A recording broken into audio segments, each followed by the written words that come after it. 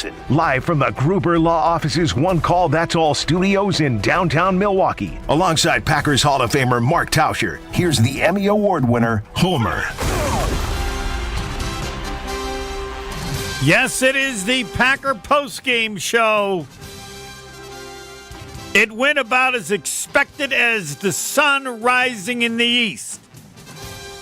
Everybody picked Philly, and Philly won 22-10. Or did the Packers lose? All those thoughts will wait, because right now, before millions call him, we start every G&G game night, post-game, we call it whatever we want. The Hall of Famer Mark Tauscher gives us his first thoughts. I don't listen well, but I'll listen well this afternoon or tonight. Take it away, Tausch. That was atrocious football outside of the defensive side of the ball. And I have to say, for all of this season, I thought this team was getting better, but we saw it all year long. Every time we played a really good football team, we weren't up to par to pass the test. Today was a game we had every opportunity.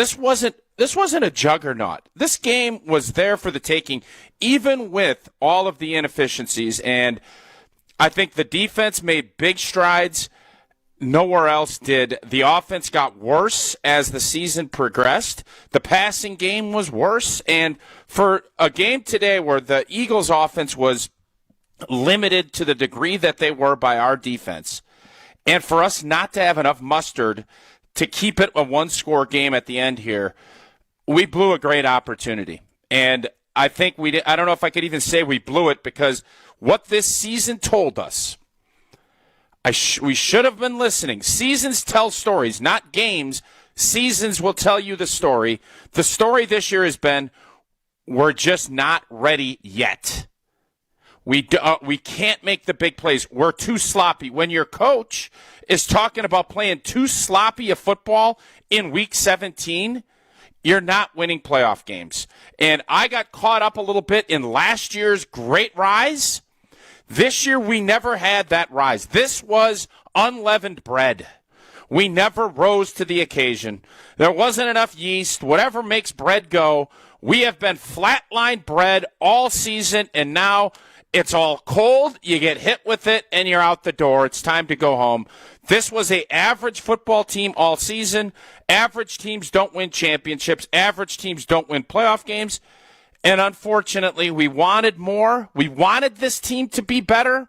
We hoped that this team would be better. But today is who this football team was, which is an average NFL football team that will beat bad teams, but will fall short against really good teams. And we saw that again today. That, unfortunately, for the last time this season, is my opening statement. Brilliant opening statement. There are so many questions. Based on what you said, Tausch, am I to assume that the end of last year was a fluke? No, but I understand why you asked the question. Yeah. Last year we got hot, and we started seeing the offense was just a lot better. And today I'm not going to take we were injured, and I get it. Elton Jenkins' loss was humongous. Elton Jenkins should be going in saying, I need all the money. Because if your offense is that bad and can't function without Elton, and they couldn't, it was killer. Those penalties were killer. We all know Elton Jenkins is a really good player. I didn't realize the whole ship was going to fall apart if he wasn't out there. That's what happened. And for the wide receivers and everything else, I think we have to reevaluate, and I am guessing for all of us that thought, oh, it's cute to have this great ensemble cast. It's great that we have all these variables and all this stuff. I don't know if anyone emerged, and we saw the fruits of what that bear tonight. No, we were wrong. And I said that. We're wrong. You need a number one. Nobody is a number one. You do. And there's going to be plenty of time to talk about that in the offseason. Yeah, it's true. I want Devontae Adams back. I think that's the move. You bring him back. That's what I'm hoping for. We'll see if that shakes itself out. because I do think there's talent here. I think when Jaden Reed and Watson and Dobbs, everybody's healthy. But let's not kid ourselves. Jordan Love wasn't very good at the end of the season. He got back to trying, when he was forced to be big boy tonight, it didn't go well. And when he had opportunities, we just couldn't quite make it happen. So I understand it. I'm sure Packer fans are going to call in tonight. They're going to be incredibly disappointed. I get it. This season, you're judged. I think if you just told us in the beginning of the year we'd be 11-6, I think everybody'd be like, okay. But you want to be, there's always the getting better. That's been Matt LaFleur and the Green Bay Packers with the youth movement. Defensively, I can say yes, this group got better. I can't say that about any other phase of our football team. And our offense regressed. Let's not kid ourselves. Our offense, even down 10-0 and our defense holding fort, I thought if Philadelphia scored one more touchdown, it was Rap City, USA. I wasn't going to call early post-game because I want to respect the playoff and all that. But 17 points seemed completely insurmountable for our offense today because it just was, we couldn't protect, we couldn't stop penalizing ourselves. It was what happened against good teams all year showed its ugly head, and the idea of just being able to flip a switch or turn something on, it doesn't work that way, especially with a young football team, and we got what we deserved. We are a bottom-end playoff team as we sit here right now, and it's a season where I think we had all kinds of opportunities.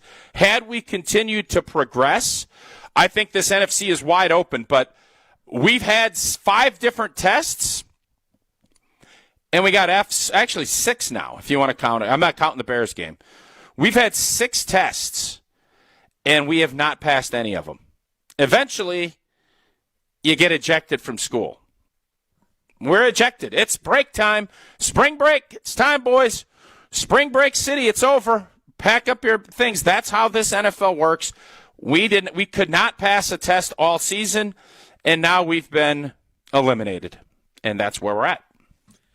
They are lined up to talk to Mark Tauscher. We'll get a quick break in the Boda Box Fine Wine Line. 1-800-990-3776. Boda Box, it's tailgating season, or was, and Boda Box wine is your winning beverage with 4 bottles in one eco-friendly box. It's perfect for sharing and easy to bring along, quality in every sip. Boda Box, be open to anything. Please drink responsibly. Must be 20 or older. Yes, someone will wait more than an hour to be on the show tonight. Packers lose 22-10. I think it was a little closer than that, but I'm not going to argue the point. Your calls for Tausch next. More Green Bay game night coming up on ESPN Wisconsin at 620 WTMJ. Who's looking for a deal? Well, Cousin Subs has a better deal just for you. Cousin's new $10 meal deals are now available online only. Choose between a 7.5-inch ham and provolone, turkey breast, or veggie sub, a bag of chips or regular fry, a regular fountain beverage, and cookie at cousinsubs.com or on the mobile app for just $10. Now that's a better deal. Cousin Subs, we believe in better. Available at participating locations only. Offer subject to change without notice.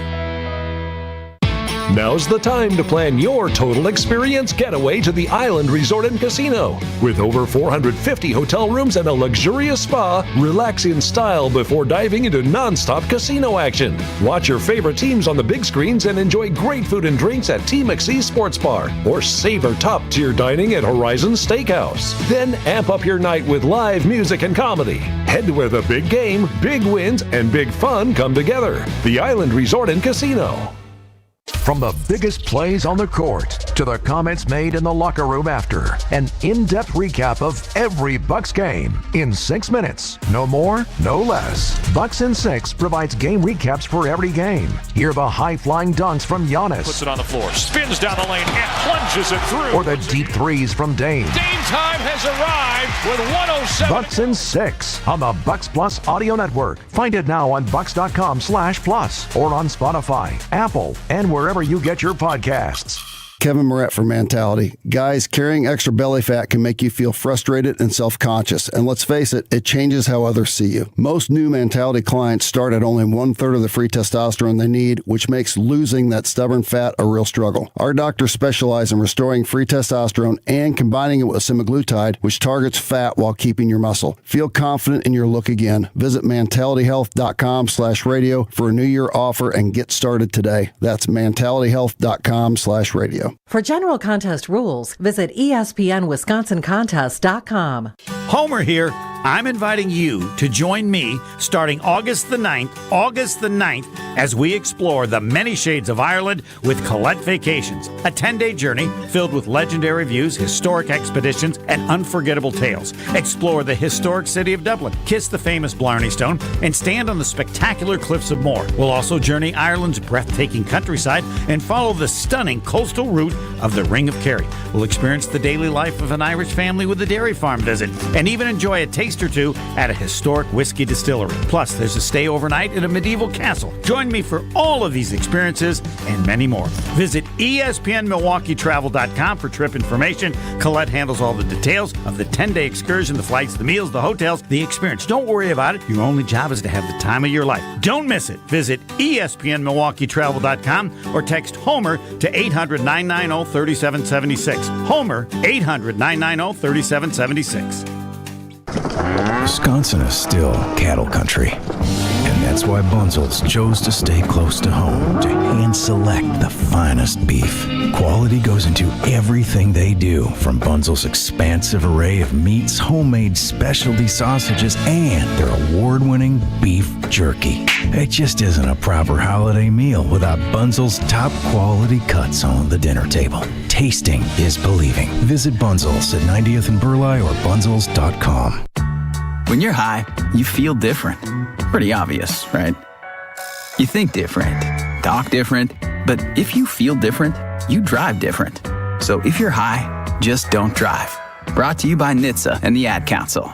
You're listening to 94.5 ESPN, WKTI and WKTI-HD Milwaukee, a Good Karma Brands radio station. This is Green Bay Game Night on ESPN Wisconsin at 620 WTMJ. Call the Boda Box Wine Line at 800-990-3776. Gets decked up before the third. I think the ball came out there. Who's going to come out of it? Eagles say they have it. What a start to this. They uncover the pile. A fight for that ball. Wow. Eagles recover. I don't know if you need to hear anything from the game. You know what you need to do? In order to get over the Packer season, you need to go to Ireland with me in August. Go to ESPNMilwaukeeTravel.com. That'll change your life. Tausch is ready to go. Shugs, or sugar-free, however you want to call him. You're on with Packer Hall of Famer Mark Tauscher. Let her fly. Yeah, let's just start here in that soundbite that just occurred. Okay, and if anybody was watching the Tom Brady announcing, nowhere was it told that there was a helmet to helmet. It was a blatant helmet-to-helmet. You're speaking on the first play of the game, right? First play of the game. Okay, just to clarify. Yes. And Burke's head was down the whole way. He did not decide to look at the player and go into the right or left of Nixon. Now, I understand Nixon's head went down, too, okay? But it was a helmet-to-helmet, and no one saw it after 4 replays from the announcing crew or the referees. All right, hold on, That's why he fumbled. Hold on. Tausch, I would like to hear your comment on that. Yeah, so Shug, here's the deal on helmet to helmet. They wanted to start calling that, and it has to be a defenseless player. This is, again, that's why I don't think you're hearing all this. It's not a receiver over the middle, a quarterback. This was 2 people running. It was definitely helmet to helmet, no doubt, but he is not a defenseless player at that point, and I think that's why they didn't call it. Whether or not that's the accurate assessment of it It was not a defenseless player, and it was an active runner, not a defenseless player. That's why that wasn't called. But I actually think it's not that as much as it was you literally saw Keyshawn Nixon with the football. Correct. They had the little drone cam right on top. He had the ball. And you normally will never get that overturned. And I think that's probably why they didn't. Whether or not he had complete control, it obviously is a huge play in the game. But, Shug, I'm going to tell you, we're both optimistic cats on this team. I was too optimistic this year. Hey, guilty. Guilty as charged. This team was not going to score enough points. Now, Philadelphia wasn't scoring many either. This was going to be a sludge fest regardless. Those 7 points dictated a lot. So I can, while I don't want to be Homer City and say, it could have changed, it did make a big difference in this game. I still don't know if we'd had enough. Either you're down by contact, and you have a replay. I mean, give me a break, okay? So the Packers lost, okay? They obviously lost, okay? But there's some things in that game, and I'm gonna do 2 more points, okay? And we were down with 6, okay? And you can say the defense played well, and they did. But when they needed to play really well, they're down 6. Nixon goes ahead and throws a player. How many yards out? Barkley was out there. I mean, come on. I mean, you cannot do that. And if LaFleur is going to get in anybody's face, he should have got in Nixon's face there. And then the last thing. This is the last thing that irritates me about the NFL. Nowhere else can you hit somebody in the helmet with your hand or anywhere other than the offense can do a stiff arm. And I'm telling you. Yep, I agree with you. That's got to go. Agree. Yeah, you're defensive. The only way you're getting that player down is if you have another player, a defensive player on that player to help him out. That needs to be outlawed. No one needs to do that. That's just garbage. So, duly noted. Duly noted. And what's the last comment you want, Shug? How do you feel about next season, All we have to do now, we got the draft in Green Bay. I'm in Green Bay. I'm going to chill out now. I can't wait till the draft. We need to get some better players. You feel in here. positive about next year? Yeah. I do because we have our franchise quarterback, and we have a you still believe good defense. He's the same level of franchise quarterback as you did at the end of last season. Well, I mean, he was I'm just hurt. asking. There's a lot of stuff that went on this year. All right, and. So I'll take that as a yes, kind of. Thanks, Shugs. Only because we have a million people. Homer, you just pointed out a poll question. Do you feel better about Jordan Love being a franchise quarterback after this postseason or last postseason? No one's going to pick Nobody's this season. Nobody's going to say this postseason. Yeah, no, this whole season. I'm curious to find out. I am curious to find out because. Jordan Love is our franchise quarterback, period, fin. How long? He has to play better than what we saw this year. How long is he the franchise quarterback? I don't know what the numbers are. How long are they? When can they get out? I'm not suggesting they do it. Oh, we're not there. I'm not saying we are. Gary just and want to know the number. Up. What? We're not doing that yet. What do you mean you're not doing that? I can't ask the question. I'm not asking them to get rid of him. You can ask whatever you want. I just wanted the facts. We know so, this. Homer, go ahead. His cap hit is still pretty small next year. Yeah. And then it goes Balloon City. Okay. It goes Balloon City. All right. You're the one who brought up if you feel as good about him now as at the end of last year. Hell no. Yeah, I don't think anyone can. No. How can you? Other than if you believe it was all determined by injuries. That he just wasn't the same because he was hurt. That's a possible explanation. So, there's a couple of questions I have. Yes. All week, I wanted to see Jordan Love under center. We talked the last 2 games about how we haven't schemed guys open. No Christian Watson.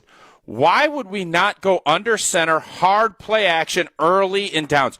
It was run, 3rd and 7, all first half. No creativity. Jordan Love must not have been healthy, or we just don't believe that running the ball from under center in play-action passing makes any sense.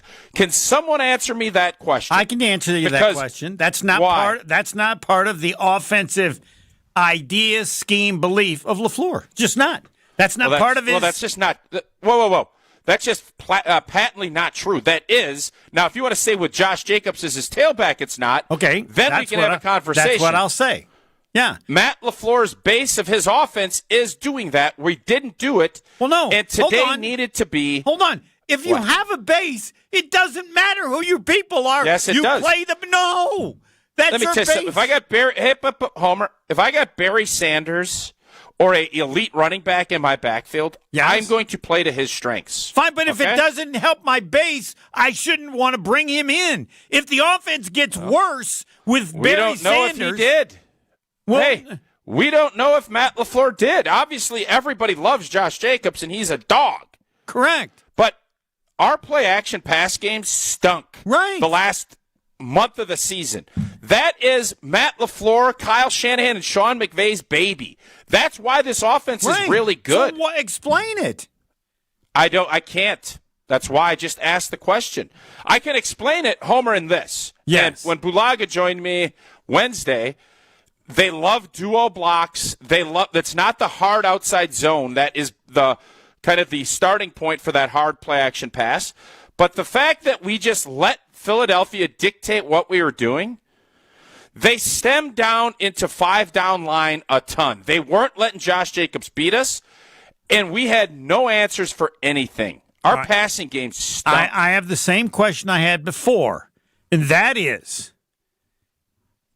if a runner as great as Josh Jacobs doesn't fit exactly what LaFleur likes to do, and the past guy, Aaron Jones, did, then you go tell Goody, I don't want him because it's not going to work given the way I run my offense, even as good a running back as he might be. Is that a legitimate theory or question? Because we lived it, right? The better Jacobs got, the worse the offense got, correct? Or not? I wouldn't go that far. Okay. I think you have to find a happy medium. Our run game was much better than it was last year. All right. Josh Jacobs was healthier and was more consistent, but our play-action pass game, really the last 6 weeks of the season, when you're supposed to be getting better and better, got worse. And that's when Jacobs and was the really NFL, good. You can stop running games, or at least you can slow them down. But if you have a good play-action pass game, I think there's something. My guess is you're going to hear something. Jordan Love was not 100% healthy and could not go from under center and do as much as he wanted. And if that's not the case, then I really want to understand from Matt LaFleur why we continue to go gun and not do all the stuff out of play action on first and second down, which has been so good for so long with all of the coaches in the Shanahan tree. We didn't do any of it today, and we were inept for most of the day in the passing game. To be fair, the offense put up some pretty good points against the bad teams. So it wasn't. Not the Bears. Well, the Bears, not everybody played that. But, over the course of the year, they Homer, scored points. I'm not arguing the beginning of this. I'm saying the last 6 weeks when you're supposed to be. Yes. I always say after Thanksgiving is when you need to start on the ascent. We've learned that from you. This team never hit that. That Detroit loss gutted them, and I don't know if they ever really recovered when they couldn't win the division, and then all the other stuff. The team, it just never got their air back in the balloon. It kind of just sat and hovered, and eventually, at helium, there's nothing left, and you sink gently to the ground, and then you get off and you go home, and that's what we did. All right, we'll get Andrew, and Andrew, you're on with Mark Tauscher, the Hall of Famer. Let her fly. Oh, he left. Oh, not a good idea. Jeff in Milwaukee. I hope nothing bad happened to him. I'd hate to say that. Someone goes, Jeff, you're on with Mark Tauscher. Let her fly. Hey, a couple things. First and foremost, the most important thing. I want to thank you guys for doing the post-game show all season. You guys are awesome, and I can't thank you enough. It's a huge part of my enjoyment, so thank you very much. That's number one. Number two is all this thing about Josh Jacobs and The last 6 games of the year last year, Aaron Jones averaged about 115 yards a game on the ground, and their passing game, guys were wide open. I don't know what the problem is with the passing game. Yeah. Nobody really knows. But it's not because we have a good running back, because we had a good running back the last 5 or 6 games of last year. One of the things is, what's sad is Brady is on the telecast saying, you got a nickel and dime, throw to tight ends, throw to running backs, yet you don't see them doing it. So I'm going to lay this at the feet of LaFleur. Whatever he's scheming isn't working. So anyways, that's it, guys.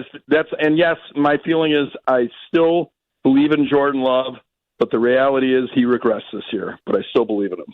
Thanks very much for having your show. Appreciate it.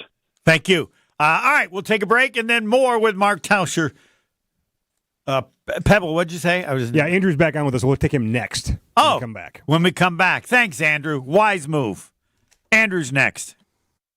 We're back with Green Bay Game Night after this on ESPN Wisconsin and 620 WTMJ. For over 4 decades, one name has stood out as a symbol of excellence in automotive sales and service. It's the Boucher Automotive Group, dedicated to providing exceptional experiences to all of our valued customers. We will help you find the perfect vehicle within your budget while respecting your time. With 20 convenient locations, we're the one-stop destination for all your automotive needs. At Boucher, we're your trusted partner on every mile of your journey, riding with you every mile since 1977.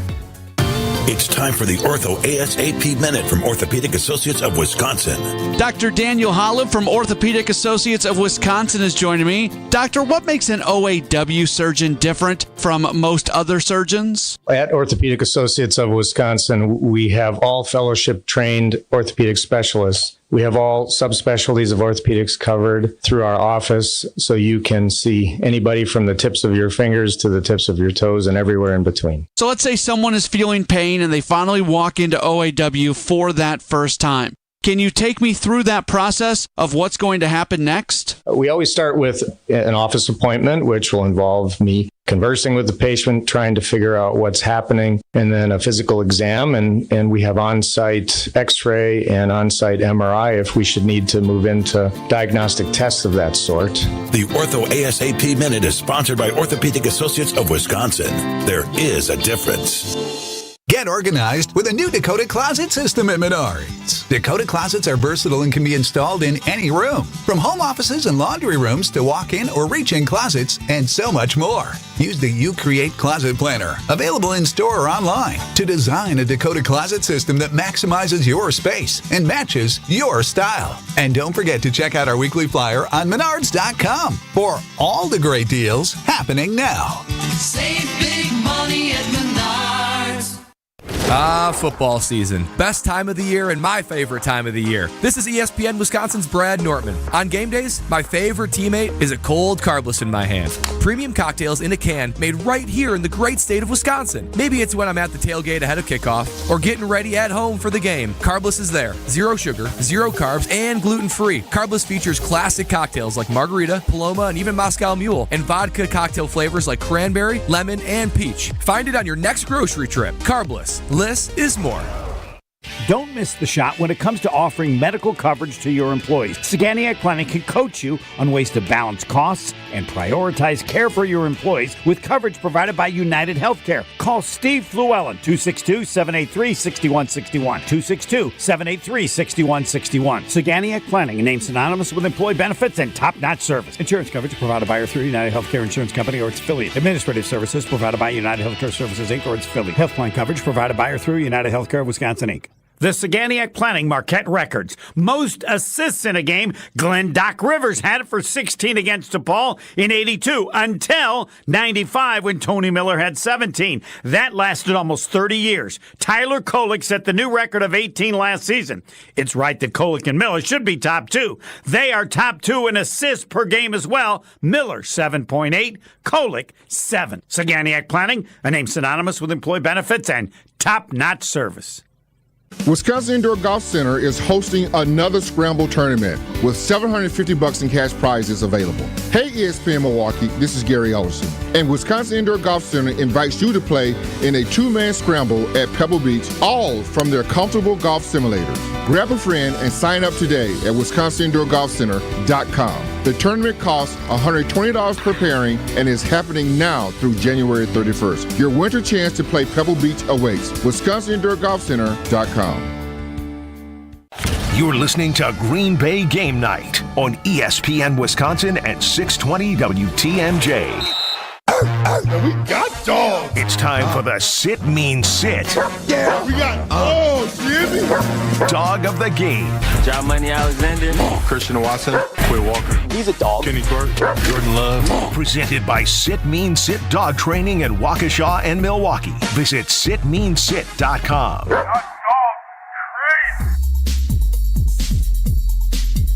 We will get to all your calls. Andrew's back, but we do have to do the dog of the game. And I can't wait. I'm not sure there was any low-hanging fruit. But I will defer to Mark Tauscher for the dog of the game. Yeah, I'm sure there's some defensive guys that showed up, but Josh Jacobs with that one run. This team was hanging on for dear life and was ready to it looked as if this thing was deuces and we could start the post game probably middle of the fourth quarter. And go to can the play, go back to Josh Jacobs, and he refused to be tackled. He looked like one of those 200-pound kids in fifth grade Pee Wee football, where it's like you got a bunch of kids scrapping at him and pulling on T-shirts and trying to drag him down, and he's just like, no, and getting it all the way down and then shoving it in to score. He is by far, and what a great season he had. He is my woof dog of the game. Excellent choice. I will pick Xavier McKinney only because I continue to see him demand and play with an energy and a quality that I think will only make the defense even better next year, as he has an even bigger role. And can I add? I want to add one too. Okay, Tucker Kraft, 17-yard quarterback sneak. It was impressive. Yeah, and now let me emphasize on that. That is the stupidest thing in the history of football. On one that he had, he didn't even run. He stood straight up the entire time and just let people push him. How do they not realize that's the stupidest? No, you're not. I watched football for 70 years. You can't help a person running the ball. They've now allowed it. They think fans like it. Now you don't even run. You just stand up and have people push you like you're waiting in line at a movie. That is not football. But he is a grown-ass man. What movie theater do you go to? Somebody shoves you at a movie theater? No, you stand in line and then you just move like that. He moved like he was waiting in line, just standing and going forward. Nope. He got 18 yards on a quarter. I know. It was unbelievable. He got like 17 or 18 yards on a quarterback sneak. Yes, and he didn't do anything. He's a tight end. And he didn't do anything. I could have got 17 yards. I know you hate when I do that. Let's move on. But he is a grown-ass man, as Gary Ellison says. All right. Yeah, I got sidetracked on hating that play. Can't think of any play they've allowed that I hate more than that. The dog of the game is brought to you by Sit Mean Sit. If your dogs don't always listen to you, or you ask yourself, why don't they listen to what I say? Look no further than Sit Mean Sit. You have a happy, confident, and obedient dog. Contact Sit Mean Sit Dog Training today in Milwaukee or Waukesha to schedule a free consultation. Go to sitmeansit.com and check out their Milwaukee and Waukesha pages.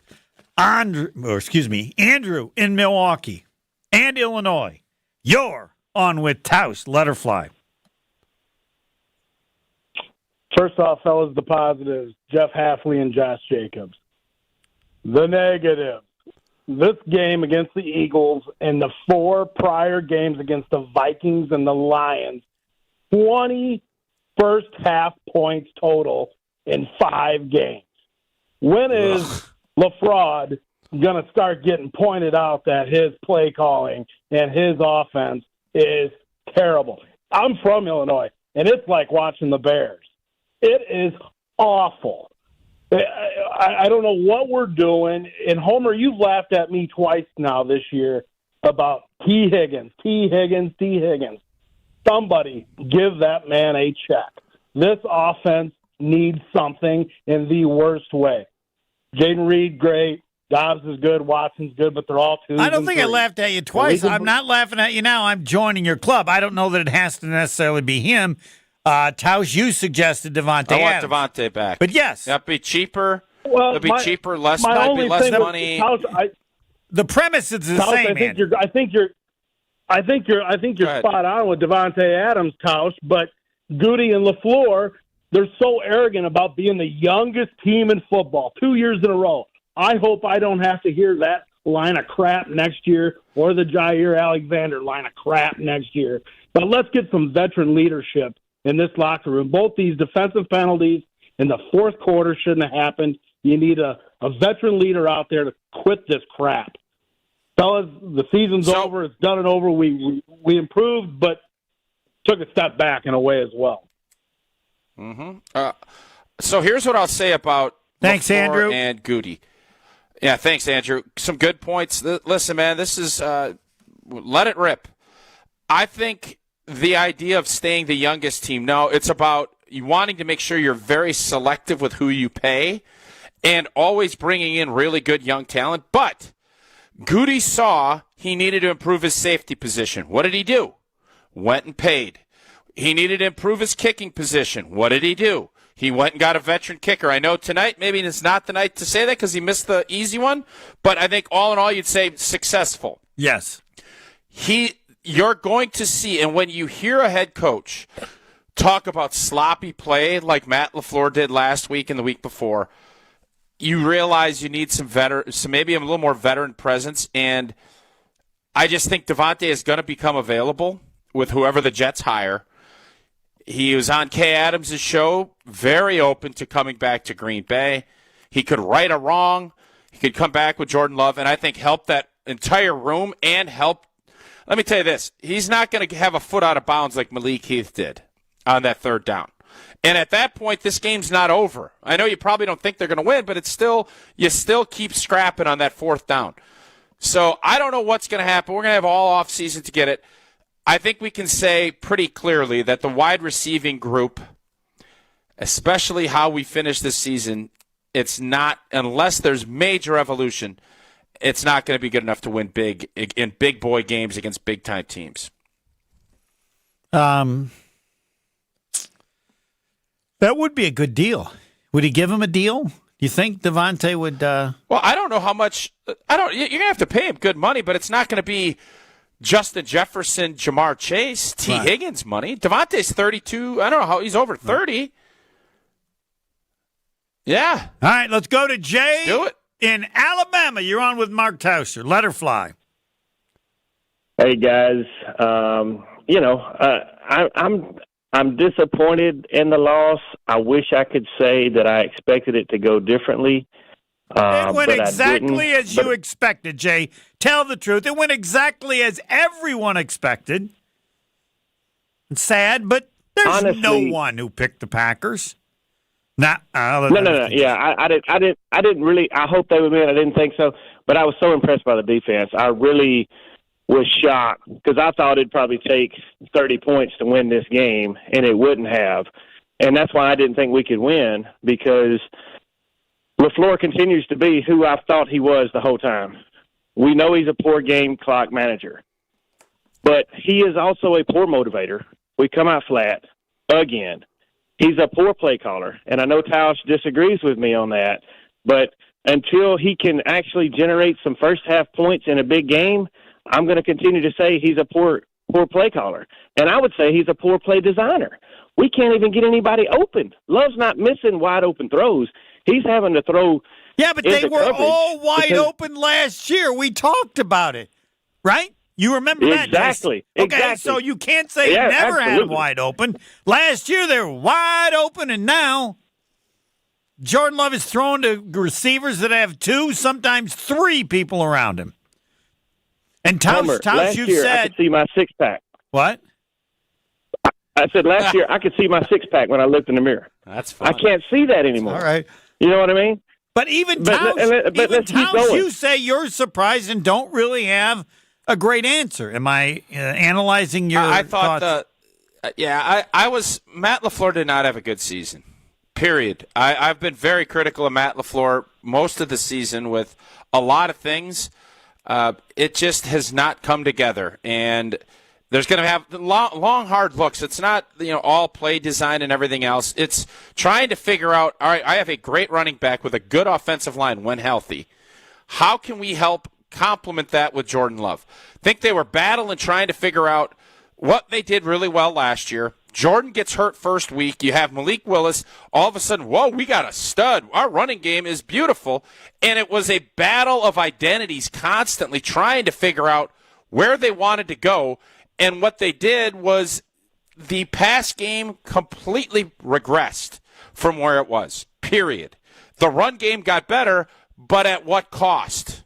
That's something that I don't know the answer to. Matt LaFleur has to figure out, how can we mesh these things so that we can get big plays and get guys wide open like he did in the past? So I get it. You had a six-pack 2 years ago. Now you don't. I get all that. I understand how it goes. This was a tough season for Matt LaFleur. He did not have his best. Thanks, Jay. Anything else you want to add? Go ahead. Can I just finish? I would love to get Tausch's opinion on this one last deal. Sure. I know I heard back during training camp, it was said by Demaski, I think, that they think Zach Tom could be a Hall of Fame center. It looked to me like Zach has started to struggle out there on the edge. What do you think about that, Tausch? You agree with that or no? He did have a couple of tough plays. Listen, man, you play it on the edge against good players, stuff happens on the road, and I'm not making excuses.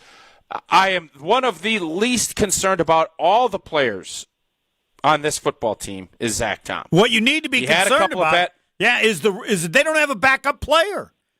Didn't you used to always have a guy from the guy you could count on to come in? Remember, Jordan Morgan is their backup. He's out for the season. Remember that. So to say, well, you don't, he's been injured, fair.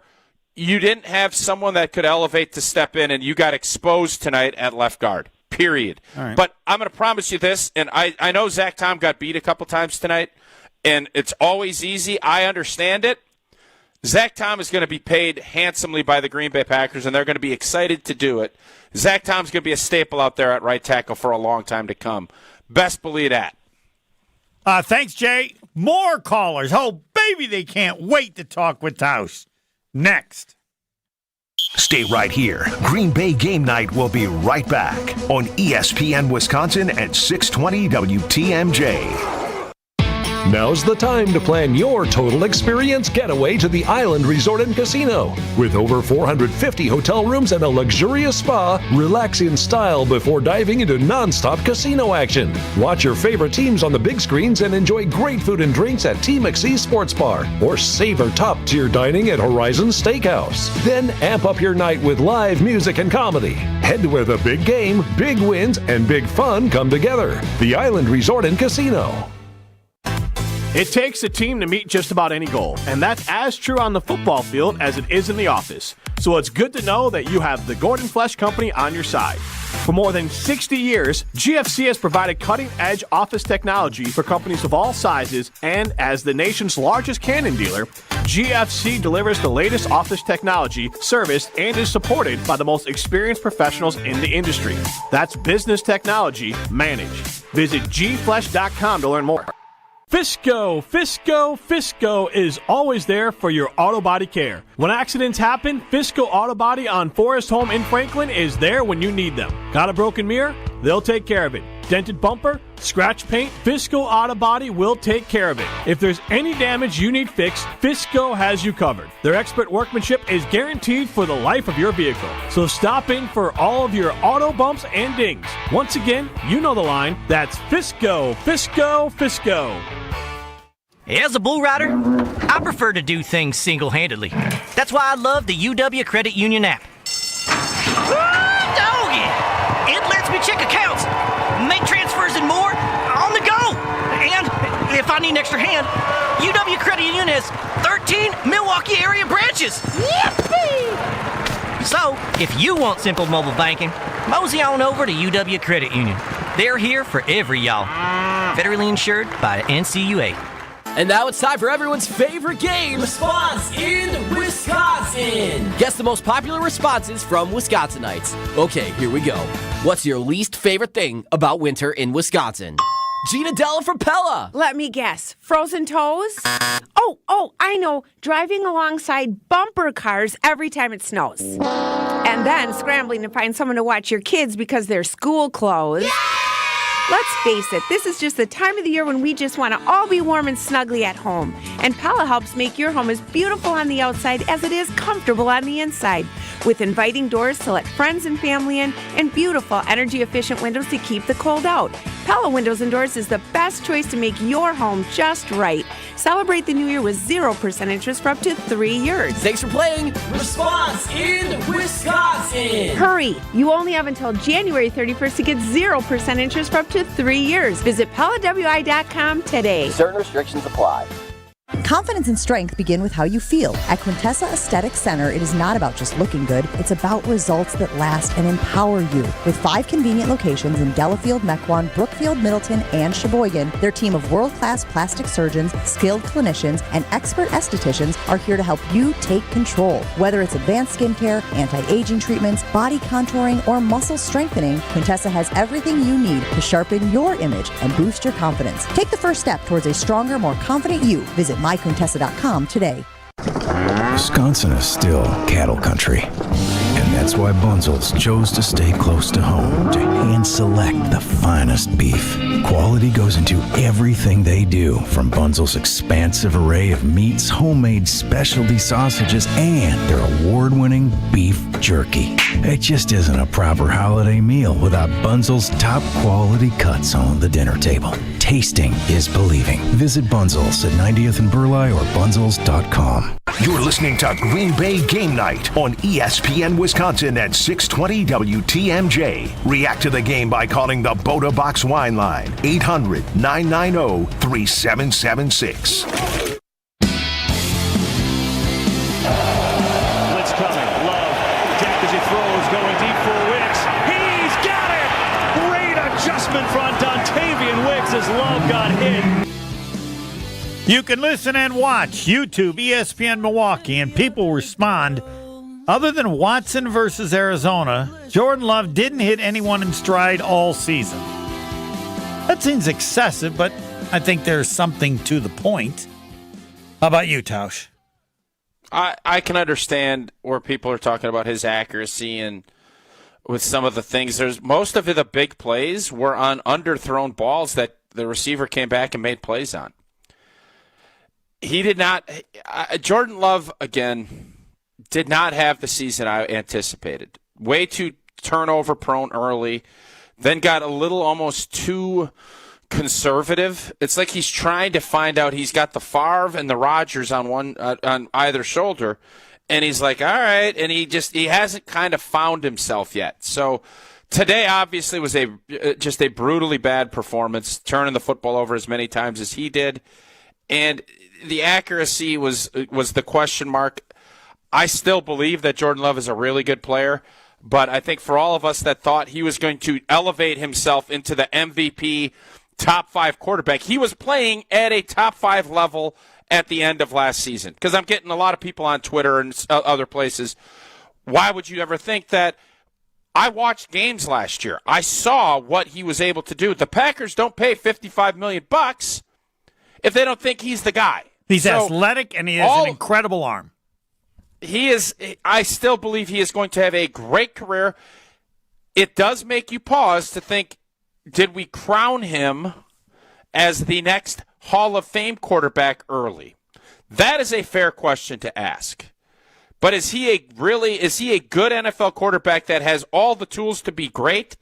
Absolutely. What's lacking? Consistency. He did not have a consistently great. I can't think of one game that we did one of these post-game shows and I thought, boy, he played 4 great quarters. That this offense was great for 4 quarters. I can't think of one. Somebody could remind me of something, but we did not have one game where it was like, whoa, this juggernaut, this offense is humming on all cylinders. You're right. Every game you had a quarter. What the heck was going on? They were so good. Where was that? Where was that?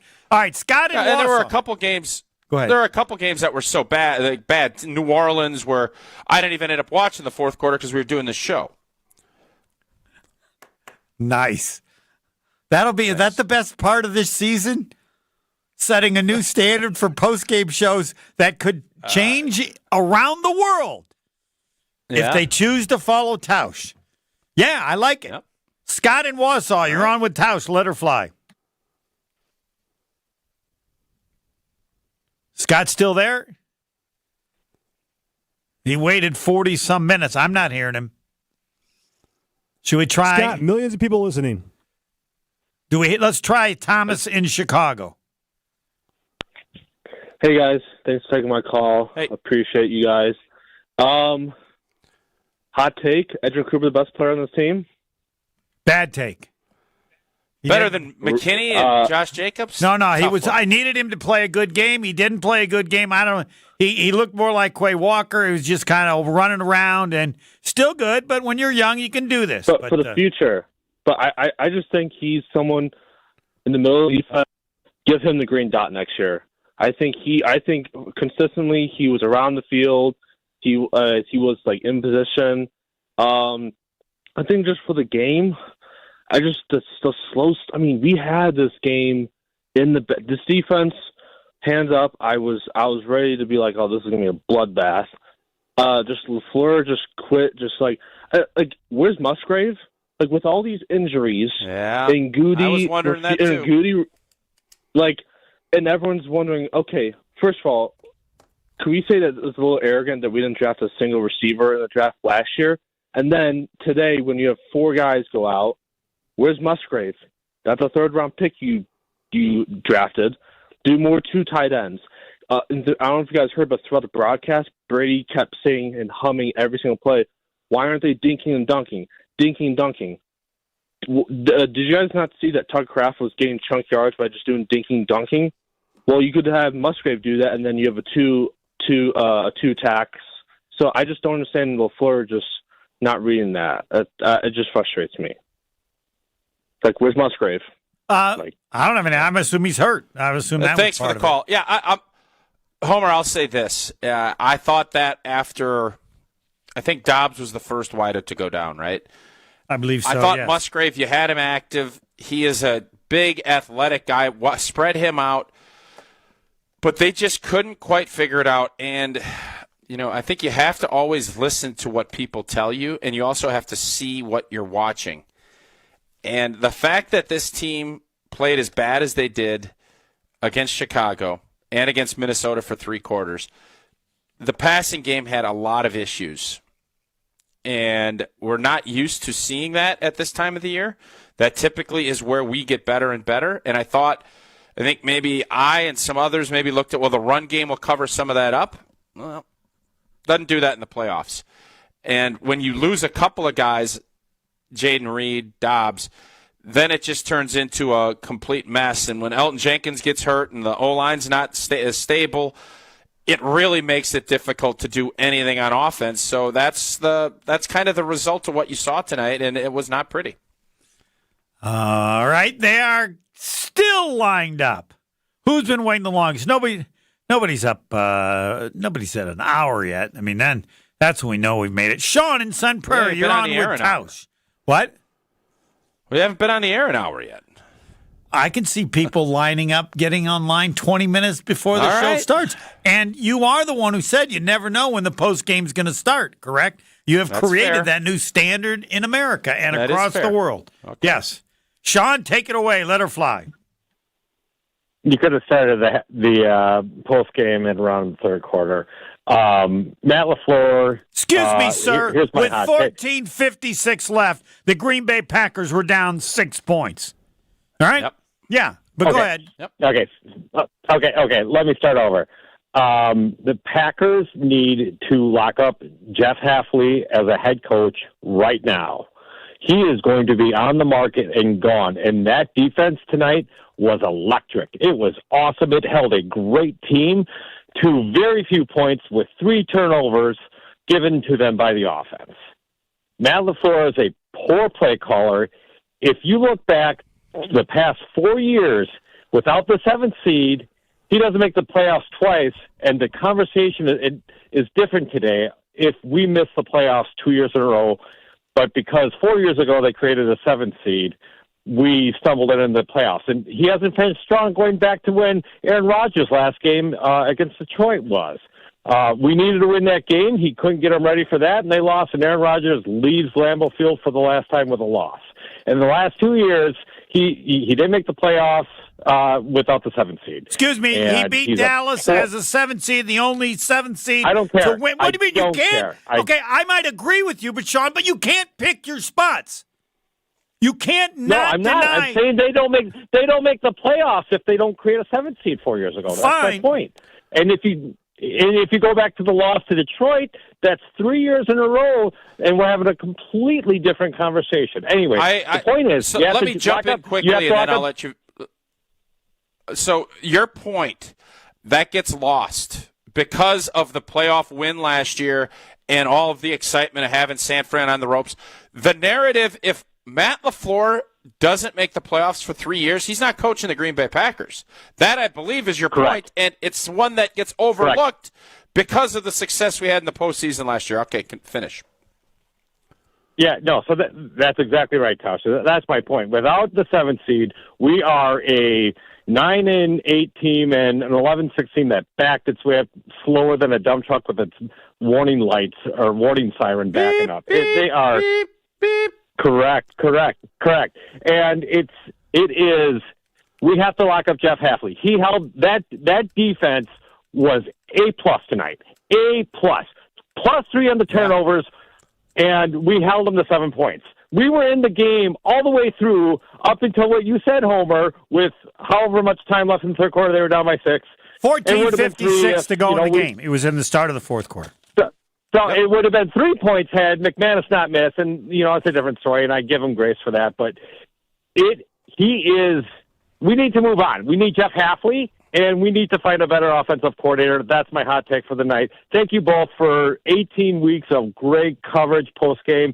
It's the highlight of my week. Thank you for being so passionate. Hold on. So you would, if you were the new president, you would fire LaFleur and hire Hafley. Yes. Okay, just want to make sure I got it right. He's going to be gone. Don't you think? He is not. He's going to. I don't, but he's going to be. There's rumors Jacksonville is interested. Whether or not that's accurate, I don't know. I'll say this: Matt LaFleur is going to be the head ball coach next year. Jeff Hafley has proven to be a really good defensive. What's that? Yeah, I agree. I think he's got the defense finally figured out, and we're going to lose him because he deserves an opportunity to coach as a head coach. And I think we should part ways with Matt LaFleur, who is supposed to be an offensive genius, who really hasn't figured it out, in my opinion. Okay. Duly noted. Thanks. I'm hearing you. I don't agree with you, but I do think Matt LaFleur's seat is going to be very warm going into the next season. Really? I do think that. This upcoming season.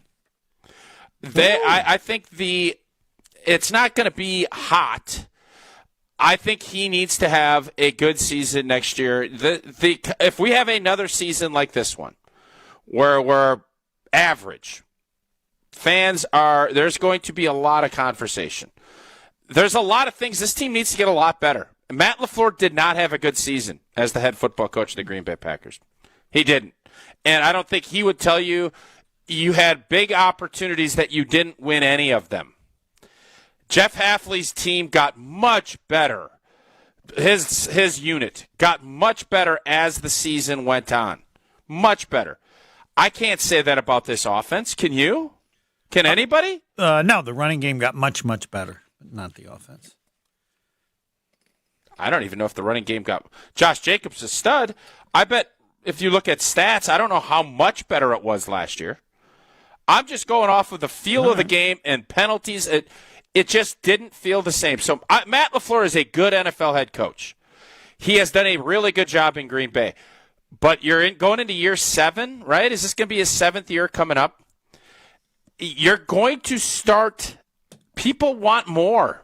Right. People want more. This is not going to be good enough. missed playoff 7 seed, that ain't going to fly in Green Bay. We all know that. It's just not. Next year needs to be a lot better than what we saw this year. What? Well, first we got to. Everybody could use a Tito's. Well, you can always use a Tito's, but right now, don't you think, Tausch? Absolutely. Tito's handmade vodka on game day, yes. Tito's handmade vodka on the last game of the season when you get gutted and get knocked out of the postseason. Yeah, pour me in, coach, from a seat in the stands to the best seat on a couch. Root for your favorite team with your favorite team spirit. Tito's in anything. I don't care. Morning, Bloody Mary, tough loss, put cranberry, whatever you want. Tito's is your first-round bottle pick. Whose house? Tito's house. Crafted to be savored responsibly. Head to Tito'sVodka.com for all of the recipes and to learn more. And now we're going to have, after we take a break, the Flush It or Flesh It. What a great question. Who is a greater concern for you, Tausch, on the future of the Packers, Matt LaFleur or Jordan Love? Who are you more concerned about in regards to the future of the Packers, LaFleur or Jordan Love? By the way, Matt LaFleur is now 67-33 in 6 seasons, a regular season winning percentage of 67%. And he's been a really good NFL coach. In the playoffs, his record is 3-5. Someone years ago said, "Who's that guy working the NFL Network? The guy who took over the San Francisco 49ers." Mariucci. Fantastic coach. Never got San Francisco far enough. My fear that we, the Packers, have Steve Mariucci II. Unfortunately, it remains accurate for another season. But Tausch on the biggest concern and all the callers. Next. More Green Bay game night coming up on ESPN Wisconsin and 620 WTMJ. My overall experience with Gruber Law Offices has been phenomenal. The treatment was excellent. They will be supportive of you. They will listen to you. It was a great experience knowing that I had people to help me. I know I could count on them to do what I needed to get done. Experience with Gruber was great. They gave me my life back. It was amazing. He gets results. We know how to win. If you've been injured, call Gruber Law Offices. One call, that's all. Gruber Law Offices had my best interests at heart. Get your hydration on track with Water Joe. Water Joe has 0 calories, 0 sugars, 0 artificial sweeteners, and 0 carbs. Buy one, get one on 700 milliliter bottles of Water Joe at your local Quick Trip. Now through February 3rd. Just purified water infused with a kick of caffeine. It's a great alternative to sugary sodas, sugary coffee, or energy drinks. Get that buy one, get one on 700 milliliter bottles of Water Joe through February 3rd at your local Quick Trip. NBA All-Star voting presented by AT&T is open now. My favorite time of the year. And this year, folks, NBA All-Star is back with a brand new twist. 4 teams, single elimination. I like that, Ernie. Oh, I'm ready. So make your voice heard and vote for your All-Stars every day. You could even win a trip to watch the game live. I know my picks will be way better than Chuck's. Stop lying, Shaq. NBA All-Star voting presented by AT&T is now open. Head to NBA.com/vote and pick your All-Stars today. Kevin Moret for Mentality. Most new clients in Mentality are stuck at just 1/3 the free testosterone they need, and that's a losing battle. Without enough free testosterone, nothing works. Your energy's gone, muscles weaken, and fat piles on. But it doesn't have to stay that way. Mentality's doctors bring your hormones back into balance so your body starts working again. More energy, stronger muscles, better results. This year, stop settling for a fraction of your potential. Start strong with our New Year offer at mentalityhealth.com/radio. That's mentalityhealth.com/radio. Hey, this is Brad Nortman, here to tell you about my friends at Bank 5-9. Everywhere I go throughout the area, I see Bank 5-9, and it's no wonder why. Not only do they have 14 branch locations, but their employees spend nearly 9,000 hours each year volunteering in the communities that they serve. That's on top of the financial support that they provide to several hundred nonprofits right here in southeastern Wisconsin. If you're looking for a true local community bank, check them out today at bank59.com. Member FDIC. Ready for a win? Well, it's your year. At Potawatomi Casino Hotel Milwaukee, you could win over $2,000 in free play every month all year long. Just play your favorite games and you might take the stage in the It's Your Year game show. 25 winners each Thursday. There's $300,000 in cash and prizes up for grabs this January. Yeah, we think it's your year. More info at paysbig.com. Must be 21 years old to play. Life's busy, and Quick Trip gets it. Whether you're grabbing fresh coffee, a bakery treat, or a quick meal, Quick Trip is your go-to for quality and fast service. From clean restrooms to fresh groceries, easy meal options, and guaranteed fuel, we make your day easier. Plus, enjoy perks like free ATMs, free air for your tires, and sweet rewards with the Quick Rewards program. Everything you need in one stop, and always a friendly, see you next time, Quick Trip, where your day gets easier and better. Who's looking for a deal? Well, Cousin Subs has a better deal just for you. Cousin's new $10 meal deals are now available online only. Choose between a 7.5-inch ham and provolone, turkey breast, or veggie sub, a bag of chips or regular fry, a regular fountain beverage, and cookie at cousinsubs.com or on the mobile app for just $10. Now that's a better deal. Cousin Subs, we believe in better. Available at participating locations only. Offer subject to change without notice. Tune in to KBN every day at 2 o'clock. Kyle Brust and Nortman. 94.5 ESPN is WKTI and WKTI HD, Milwaukee. A locally owned Good Karma brand station. This is Green Bay Game Night on ESPN Wisconsin and 620 WTMJ. Flush it. We failed multiple times with bad ideas. I didn't know were bad till I realized they didn't work. Or flesh it. Yeah, that's one idea. Or we can work as a team. Brought to you by Gordon Flesh Company. Business technology managed. Taking the worry out of your office equipment and IT needs. Yes, flush it or flesh it, presented by the Gordon Flesh Company. In fact, excuse me, Tausch, that Pebble liked the question so well they put it up as the Discount Liquor Twitter poll question. Who are you more concerned about when it comes to the future of the Packers? Matt LaFleur or Jordan Love? It is almost exactly 50-50, which is why it is important that you get the final word. Who am I more concerned about as we sit here today? I think it's Matt LaFleur. And I think it's mostly from the perspective of, why are you playing sloppy football? This is the first year I can remember in a long time that this offense, especially the passing game, didn't get markedly better as the season went on.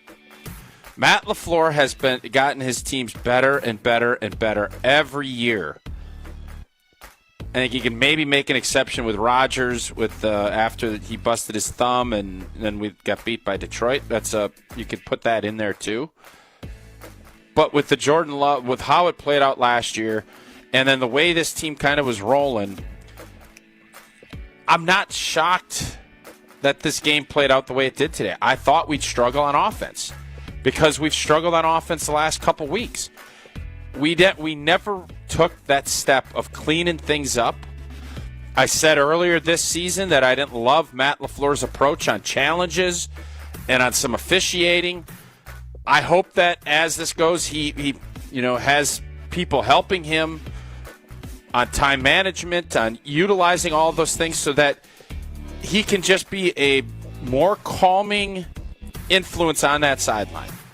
I want to see him be uber successful. I think he is a really good coach, but it just seemed like this year, for whatever reason, this team didn't make the strides and the improvements that we wanted to, and ultimately, Harry Truman said it back in the 50s, or was it earlier than that? 40s probably.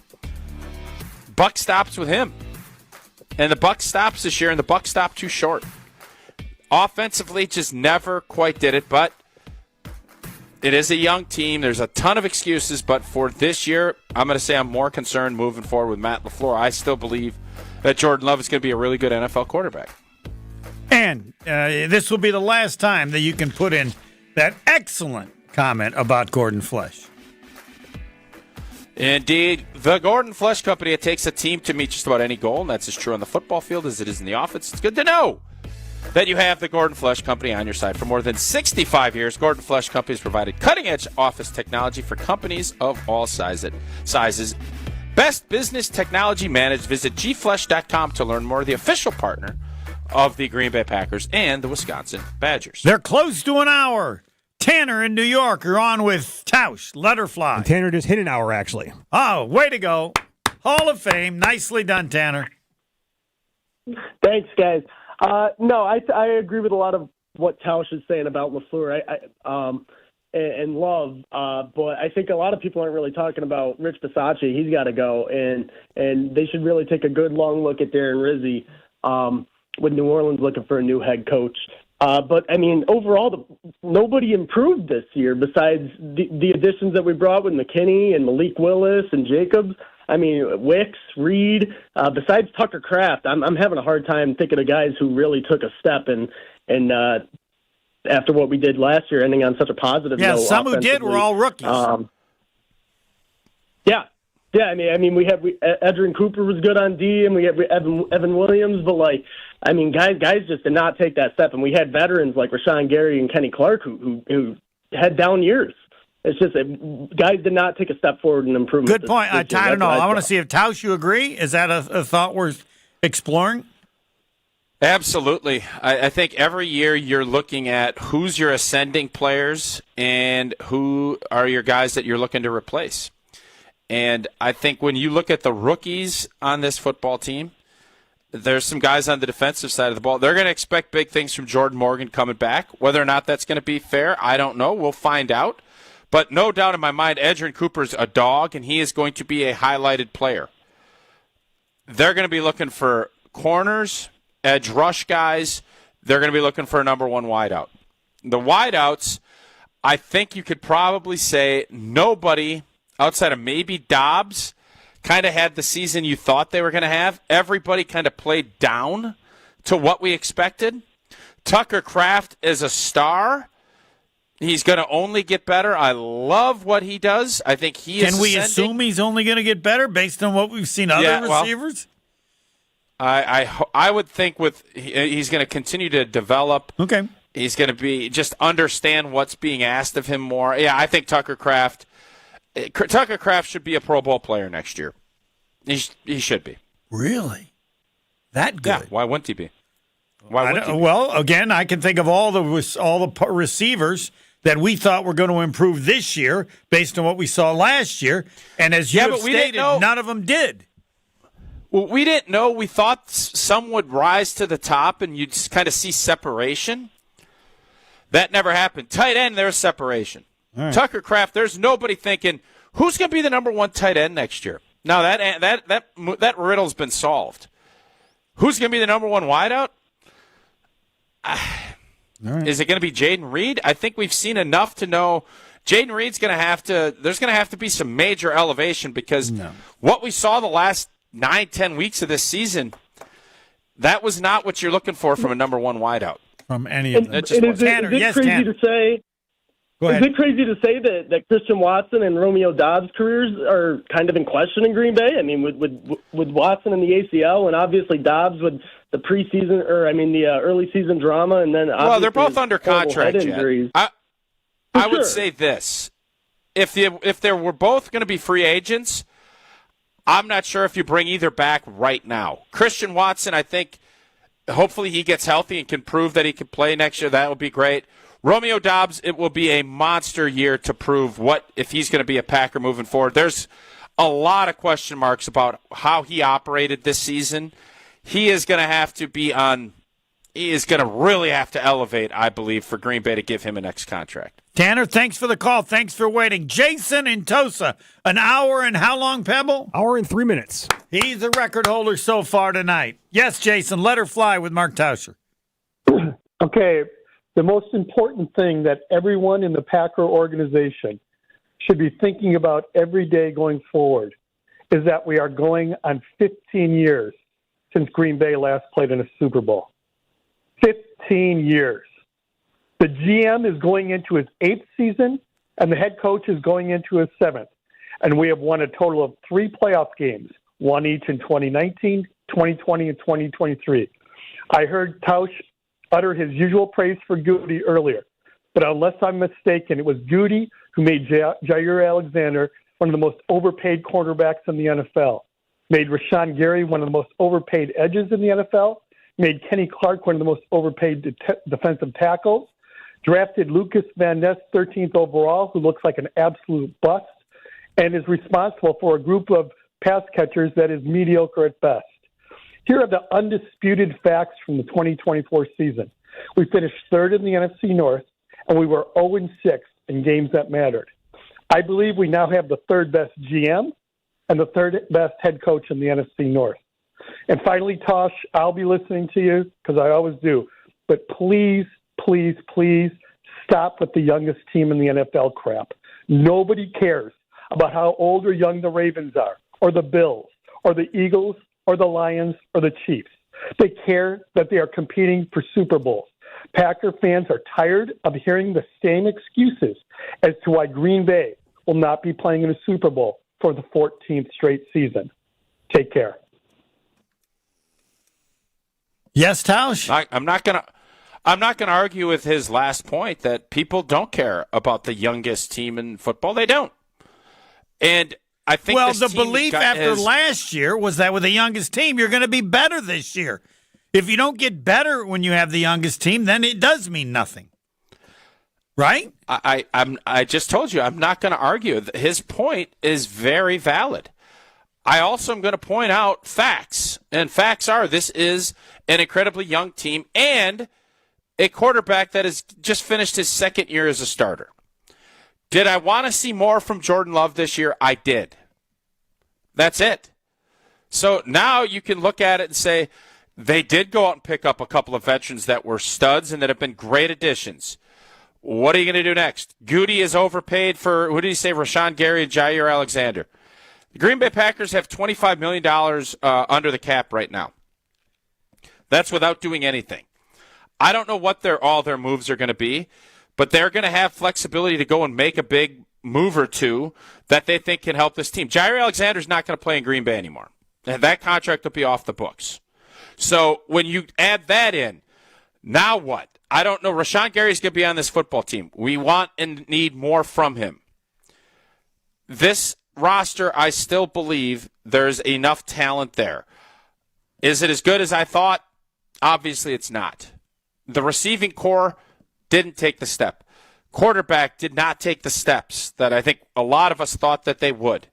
And when you have that, you're going to have a first-round exit. This, again, average football team this year. That's what this Green Bay Packers team was. A playoff team, but an average football team that is now ended their season and has a lot of work to do if we're not going to talk about youth and talk about them chasing a championship. I thought this year was wide open, and today was a very winnable game if you were a better team than what you are. Philly can't be beaten. I was amazed how bad they were. No, Philly. They got some messy I'm taking a big pause on Philly's pass game. They looked about as disjointed as we did today. Yes, passing the football. So I'm going to say this, Homer. Denny Green said it. Rest his soul. You are who we thought you were. Yeah. The Green Bay Packers. That is this season's mantra. We are who you showed us you are. I mean, you showed us all season, this is who you are. You're a sloppy team against really good teams. You can't just flip that switch. We didn't, and now it's lights out at Lambeau. Thanks, Tausch. You're the best. Yep. Mark Tauscher, Hall of Famer, and Mark Tauscher is going to leave because I know he doesn't want to be a part of this. A very smart caller, long time, said, Can you say a happy birthday to Jack Saganiak? He's 25. Sure. And then said, trade Jordan Love. I will join that club. I didn't want to ask Tausch about that. But happy birthday, Jack Saganiak. And trade Jordan Love. I will join that club. I will not join that club. But I understand the questions about what the hell happened to him this season. All the callers. Gary Ellerson. Next. We're back with Green Bay Game Night after this on ESPN Wisconsin and 620 WTMJ. Now's the time to plan your total experience getaway to the Island Resort and Casino. With over 450 hotel rooms and a luxurious spa, relax in style before diving into nonstop casino action. Watch your favorite teams on the big screens and enjoy great food and drinks at T. McSee's Sports Bar, or savor top-tier dining at Horizon Steakhouse. Then amp up your night with live music and comedy. Head to where the big game, big wins, and big fun come together. The Island Resort and Casino. Wisconsin Indoor Golf Center is hosting another Scramble tournament with $750 in cash prizes available. Hey ESPN Milwaukee, this is Gary Ellison, and Wisconsin Indoor Golf Center invites you to play in a two-man scramble at Pebble Beach, all from their comfortable golf simulators. Grab a friend and sign up today at WisconsinIndoorGolfCenter.com. The tournament costs $120 per pairing and is happening now through January 31st. Your winter chance to play Pebble Beach awaits. WisconsinIndoorGolfCenter.com. They say consistency is the key to success. They weren't wrong. So how about grabbing a beer that's consistently smooth, consistently refreshing, and consistently light? You might just find that the road to success can be pretty enjoyable. Michelob Ultra, the perfect balance of taste and refreshment, and only 2.6 carbs and 95 calories. It's only worth it if you enjoy it. Enjoy responsibly. Anheuser-Busch Michelob Ultra Light Beer, St. Louis, Missouri. Homer here. I'm inviting you to join me starting August the 9th as we explore the many shades of Ireland with Colette Vacations, a 10-day journey filled with legendary views, historic expeditions, and unforgettable tales. Explore the historic city of Dublin, kiss the famous Blarney Stone, and stand on the spectacular cliffs of Moher. We'll also journey Ireland's breathtaking countryside and follow the stunning coastal route of the Ring of Kerry. We'll experience the daily life of an Irish family with a dairy farm visit and enjoy a taste or two at a historic whiskey distillery. We'll even stay overnight in a medieval castle. Join me for all of the experiences and so many more. All the details are online at ESPNMilwaukeeTravel.com. ESPNMilwaukeeTravel.com. Don't worry about the planning. Colette handles all of the details of the 10-day excursion. Your job, have the time of your life. Don't miss it. Visit ESPNMilwaukeeTravel.com or text Homer to 800-990-3776. The trip of a lifetime awaits. Hey ESPN Wisconsin fans, Brad Nortman here. Whether you're an athlete like me or just want to feel your best, Quintessa's new wellness center in Brookfield is your go-to for peak performance. With services like hormone therapy, IV drip therapy, medical weight loss, and anti-aging, Quintessa has everything to keep your body running at its best. It's not just about game day, it's about every day. Check out myquintessa.com/wellness and see how Quintessa can help you stay at the top of your game. Your body deserves it. At UW Credit Union, our home loans have everything you need for your next big step, including up to $750 off closing costs for all home buyers. And first-time buyers can save even more. So if you're ready to trade roomies for more room, or your townhome for an out-of-town home, UW Credit Union will be with you from start to furnished. UW Credit Union. Apply online today. Equal housing lender. Credit may be limited as required by program. Visit uwcu.org for details. Whether you are a local who wants to enjoy a night out or you're planning to visit our great city of Milwaukee, enjoy an artfully stylish experience at St. Kate the Arts Hotel. Hey, maybe you got friends coming in from out of town. St. Kate the Arts Hotel is ideally located in the heart of the theater district in downtown Milwaukee with deluxe accommodations, culinary creativity, on-site art galleries, and nightly live music. You and your friends will enjoy every element of your stay at St. Kate. Learn more and book your stay at stkatearts.com. That's stkatearts.com. You're listening to Green Bay Game Night on ESPN Wisconsin and 620 WTMJ.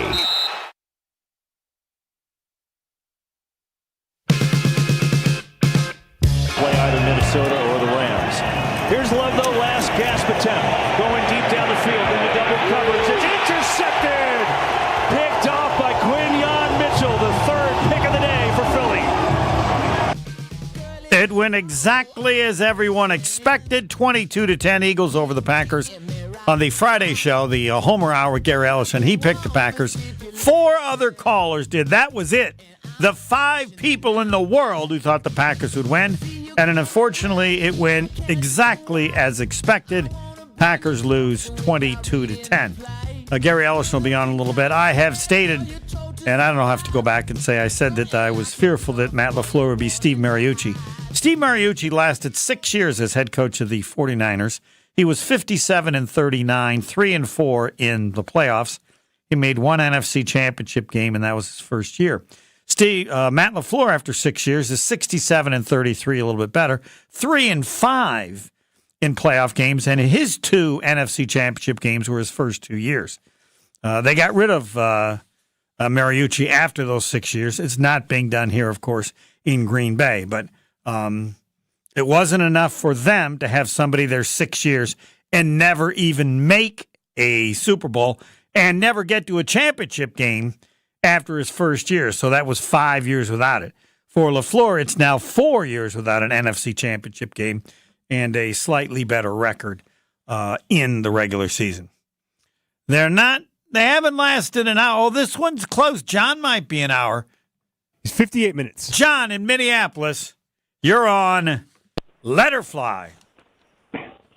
Hey, Homer. Yeah, I just think LaFleur Goody's got to say to him, listen, you either going to give up the play calling or you got to hire a game management person next to you. Because, like, when Heath caught that nice out route towards the end of the game, and then there was a penalty, and then the refs just said there's no penalty, and then they placed the ball back at the 20-yard line when it should have been where the ball was caught because he was in bounds, and he'd caught the ball. But there's just all these issues. And as far as the receivers, yeah, they were great last year, but they're young. I just want to tell you, Goody's not going to tell him anything because Goody's not his boss. They're equal. Now, that's the way it was under Murphy. When the new president comes in, he may have it differently, but LaFleur doesn't have to listen to anything that Goody says. He just got to play with the players Goody gave him, but Goody's not his boss.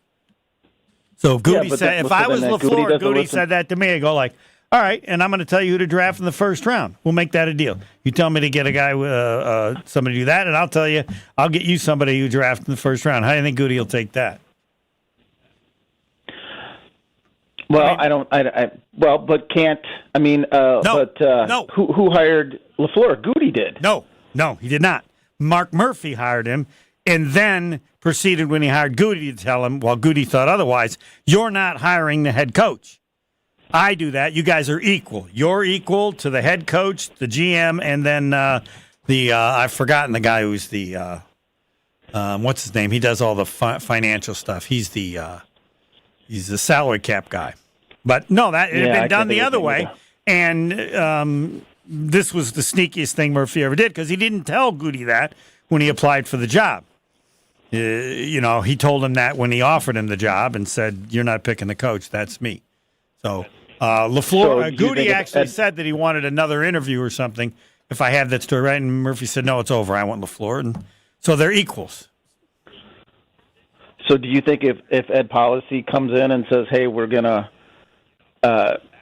hire a person to help with LaFleur during game days? Ed Policy, yes. If he's the new president, yes. He can tell LaFleur to do whatever he says, because if LaFleur doesn't, Policy can fire him. He's the guy. If he keeps the same setup, he might decide to do it differently. I don't know. Where, like Bob Harlan said, I don't do anything. Ron Wolf makes every football decision. I just get him coffee or whatever, and then hopefully he does well enough. But so that's an important fact for people to understand in terms of assessing what's going to happen. Goody could go in to whoever the president is. I think it's time to change head coaches, and the president can say, thanks, I appreciate your interest. But doesn't have to have that authority. So right now, until Policy, he doesn't take over until what, the summer? Right now, I'll have to ask Jordan. Yes, right now, they're all equals until Murphy retires, and then the new person comes in and changes the setup, which he can do in July, I guess. Yeah. So there's nothing's going to change. Whoever's here, both of them, they're going to be back. They're kind of try to do better next year, and feel like the things that Tausch accepted or suggested. Nothing's changing. They're going to roll it out the same way, and hopefully they can acquire the better players that they needed. They certainly did that at safety this year. And I guess if that's what exactly the running back, that worked. And I assume they'll do the same. And at some point, I think it was Jason and Tosa, at some point they'll take his theory that this is too long to not do better for the Packers. But they're not there yet. And policy is odd because policy, I believe, was with the 49ers when they treated Mariucci the way the Packers could have treated or could treat LaFleur right now. If Mariucci takes over, he could say, yeah, LaFleur's done just like what I did with Mariucci. They have almost identical records. I don't think he will, but that would be an approach similar to what the 49ers did back then. So we're going to look for next season will be much of the same. Well, it could be better if you have better players. But, yes, in terms of the yes, it has the same. Detroit will be different. They'll probably lose some coordinators. But, yes, they'll need to be. The lesson to be learned is you can't be a 7 seed. It's too hard. Even if they would have beaten Philly, then you got to go play at Detroit. They got to be better. You got to be better than the 7 seed. I don't know. And if they're not, then next year will be a disappointment. I don't know if 6 would be good enough. Anything's better than 7 because you have an easier first game. You don't have to play number 2.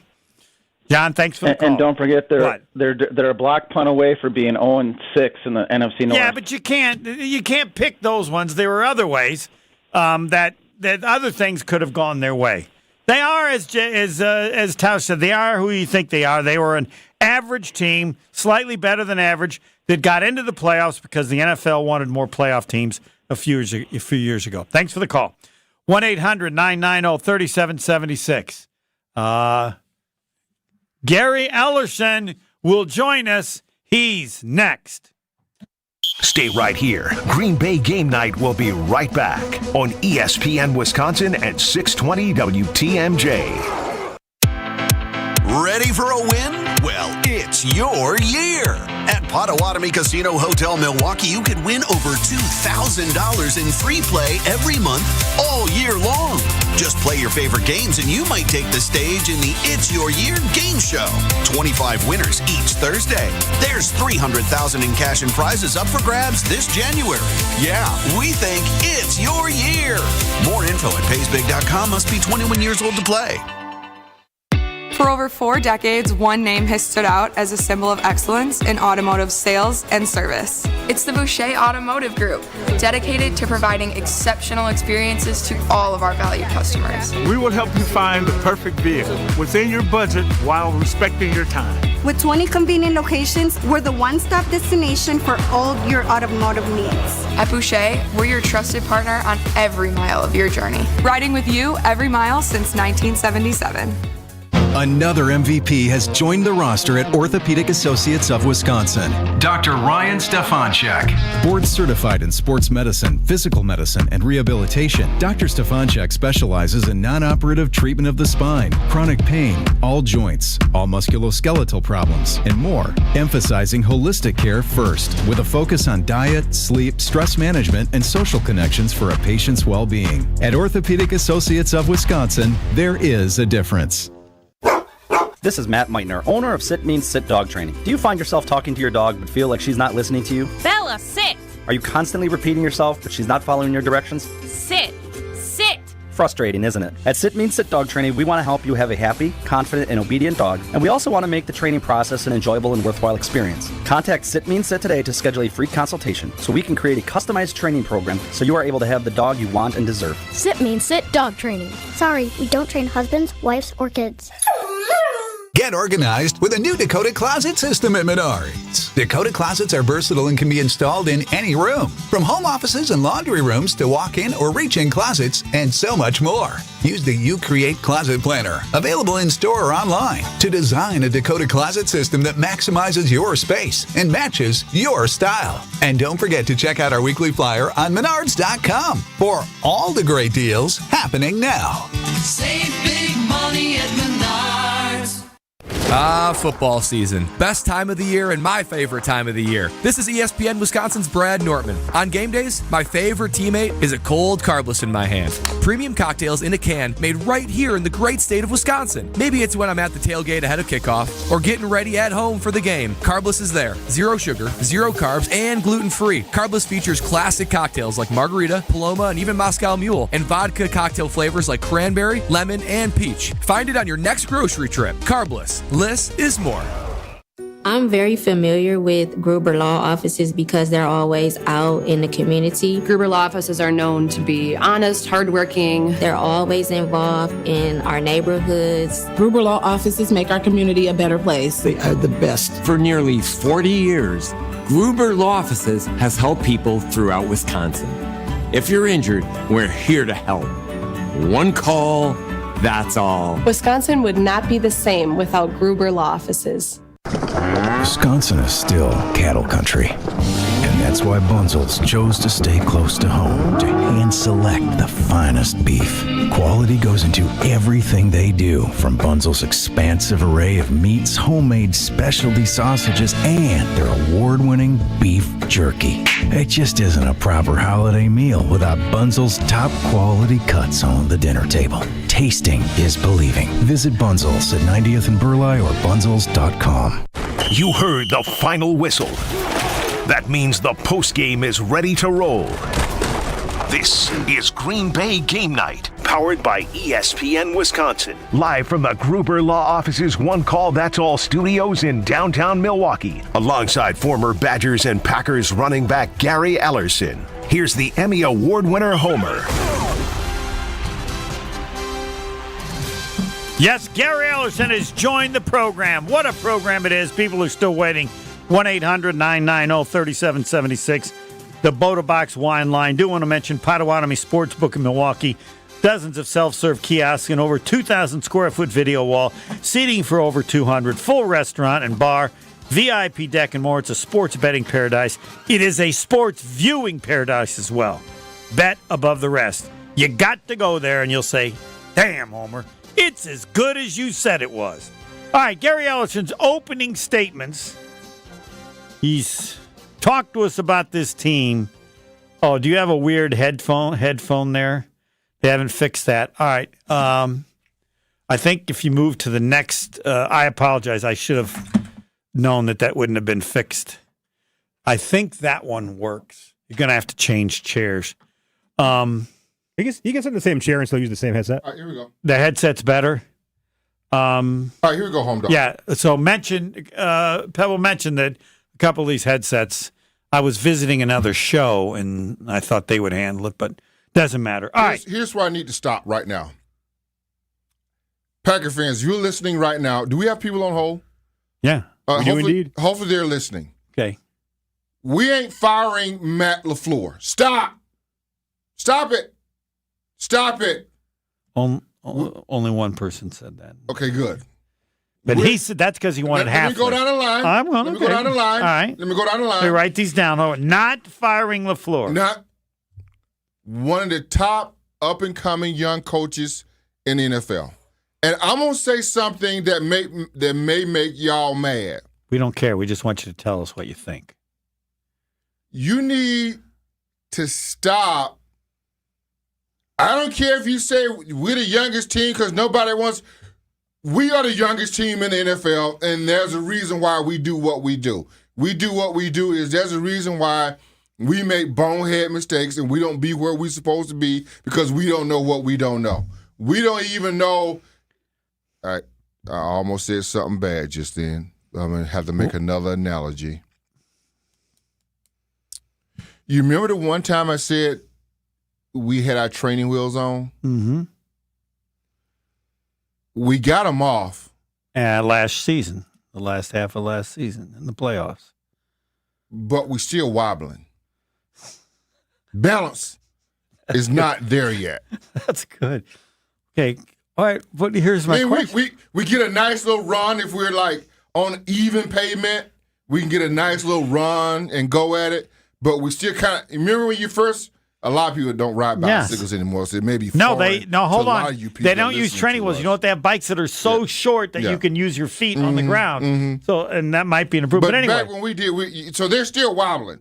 If you on like even ground, and Correct. even ground, I will make the parallel to is the teams that you're supposed to beat. So when you're on even ground, you're okay. Hold on. But don't let you hit a bump. But when you're on those training wheels, and then you have the end of the year last year and the playoffs, you sold the training wheels because I don't need to. I'm young, but they're good. We're through that because people never bought into the narrative that when I talked about the training wheels, everybody called me stupid. Gary, you don't know what you're talking about. I can't believe because they were so good at the end of last year. That was so blah blah blah. And then when you bring in all these other things that the Packers are going through, is that they don't know the adjustment to the adjustment. Right. I told you that at the beginning of the year. You did. I assumed the adjustment to the adjustment would be better than it was. It is. This defense tonight that they saw, yeah, they had some answers to the quiz, but not all of it.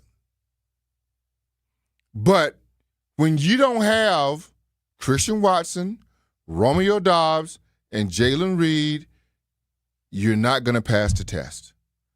I don't. And here's another thing I want to get off my chest real quick, and I don't mean to make y'all mad with me, is that the reason why y'all don't care that it's a young team, and we keep saying that, because former players recognize the fact that you have to get guys up to speed to play in games and to see stuff they've never seen before.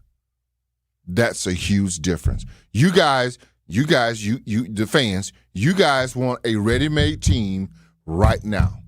You don't care if you're playing rookies or first-year guys. You guys are tired of hearing it. Well, no, I would say the question. I'm not talking about you, Homer. No, I'm just saying the question is how many veterans do you need in order to limit that adjustment that you're talking about? Would the Packers have been better with a few more veterans? Not that many that would provide leadership. So, because here's my question to you. No, because what the Packers do, the base of the Packers is young. Yes, but they've added various veterans at times. Okay, so then what is the process? What will be the thought? So you got to wait till these guys go through the system and when they can add more players. Now, if it were me, yes, I need a veteran receiver next year.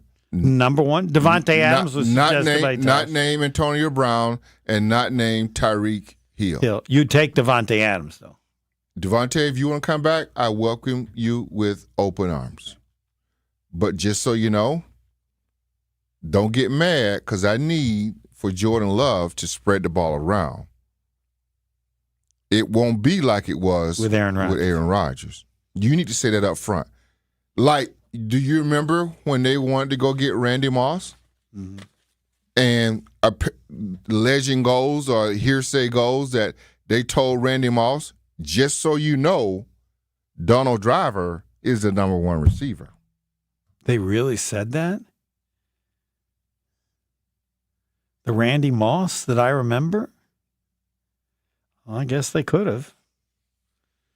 So we need Devontae Adams to know. I get that. I don't need you stunting the growth of Jordan Love. Now, if you look back, they all have, because Brett Favre early on had who? Sterling Sharp. Sterling Sharp first. Hunter Balls. Yep. That was my guy. That was Robert crush. Brooks, Antonio Freeman. Aaron Rodgers early on had who? Let's see. He had Greg Jennings, I think, and then Jordy Nelson. Driver. Or Donald Driver, yeah. Driver and Jennings, I think, will hold over from Favre.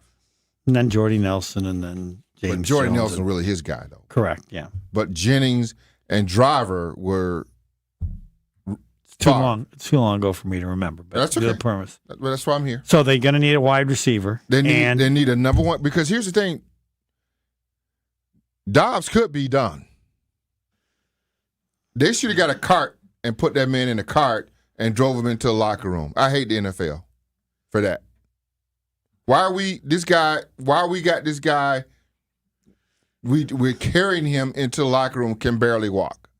That is a bad look to me by the NFL. We ain't got no cart to get this guy in the locker room. Watson. Don't know. Watson's biggest thing, he ran a 4.2.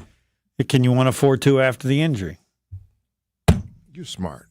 Not necessarily after that injury, but all the hamstrings. My answer quads, is I guarantee you. All that. I guarantee you he's going to be different. He's going to be different. He's not going to be as fast. Jaden Reed wore down at the end of the year. Yeah. He didn't look right, but in this game, he looked pretty good. He found something. Yes. He may have a separated shoulder. So your top 3 receivers are probably not going to play until what? Maybe the 4th week of the season? Whatever it is. You got issues. So you got to probably go draft some receivers in addition to getting in number 1. In addition to getting number 1. All right, we're going to take a break because I know you have more questions. I got a lot. I know you do. But first and foremost, I don't want to hear Packer fans, because y'all don't care. I'm here, and maybe Mark did. Why do you I don't assume know. they don't care? Because y'all. I don't want to hear that this is youngest team. We don't care about that. Well, you've explained to them why they're wrong. They're just wrong. That's your role here. That's normal. I mean, how do people don't understand that? How do you not care about that? They do. They just thought that they would be better than they are. How you thought that? Did you really think they were going to beat Philly tonight? No. Thank you. But I thought... Because I'm a Packer honk and I played for the Packers, you picked them. I was hoping that they could pull it off. Correct. Because they're good enough to pull it off. Yes. That Philly team was beatable. Yes. They're good enough to pull it off. Yes. Here's another thing. You got to get at least 2 more offensive linemen. Got to have a backup. And Elton Jenkins may be done. No, he's not done. Well, the best of Elton Jenkins. You think that's serious? The Pro Bowl Elton Jenkins may be done. Just because the guy hit him with the helmet? Because of all of it. Oh, all right. The knees, ankles, hamstrings, whatever he's had, he's had a lot of injuries. All right. Okay. All right, we'll continue round 2 with Gary Ellison next. Stay right here. Green Bay Game Night will be right back on ESPN Wisconsin at 620 WTMJ. Tito's Handmade Vodka is America's favorite vodka for a reason. From the first legal distillery in Texas, Tito's is 6 times distilled till it's just right. And naturally gluten-free, making it a high-quality spirit that mixes with just about anything. From the smoothest martinis to the best Bloody Marys. Beyond the bottle, Tito's has gained a reputation for giving back, teaming up with nonprofits around the world to serve its communities and do good for dogs. Make your next cocktail with Tito's and learn more at Tito'sVodka.com. 40% alcohol by volume, namely 80 proof, crafted to be savored responsibly. Hey, this is ESPN Milwaukee's Jen Latta. Guys, let's talk about something important. You. Taking care of your health and appearance isn't just about looking good. It's about feeling strong, confident, and ready to take on the world. At Quintessa Aesthetic Center, they make it easy. With experts in advanced skincare, body contouring, and anti-aging treatments, Quintessa is here to help you stay sharp and at your best. Trust me, when you look good, you feel even better. So why wait? Visit myquintessa.com and take the first step towards a more confident you. And now it's time for everyone's favorite game, Response in Wisconsin. Guess the most popular responses from Wisconsinites. Okay, here we go. What's your least favorite thing about winter in Wisconsin? Gina Della from Pella. Let me guess. Frozen toes? Oh, I know. Driving alongside bumper cars every time it snows. And then scrambling to find someone to watch your kids because they're school clothes. Yeah! Let's face it, this is just the time of the year when we just want to all be warm and snuggly at home. And Pella helps make your home as beautiful on the outside as it is comfortable on the inside. With inviting doors to let friends and family in and beautiful energy-efficient windows to keep the cold out. Pella Windows and Doors is the best choice to make your home just right.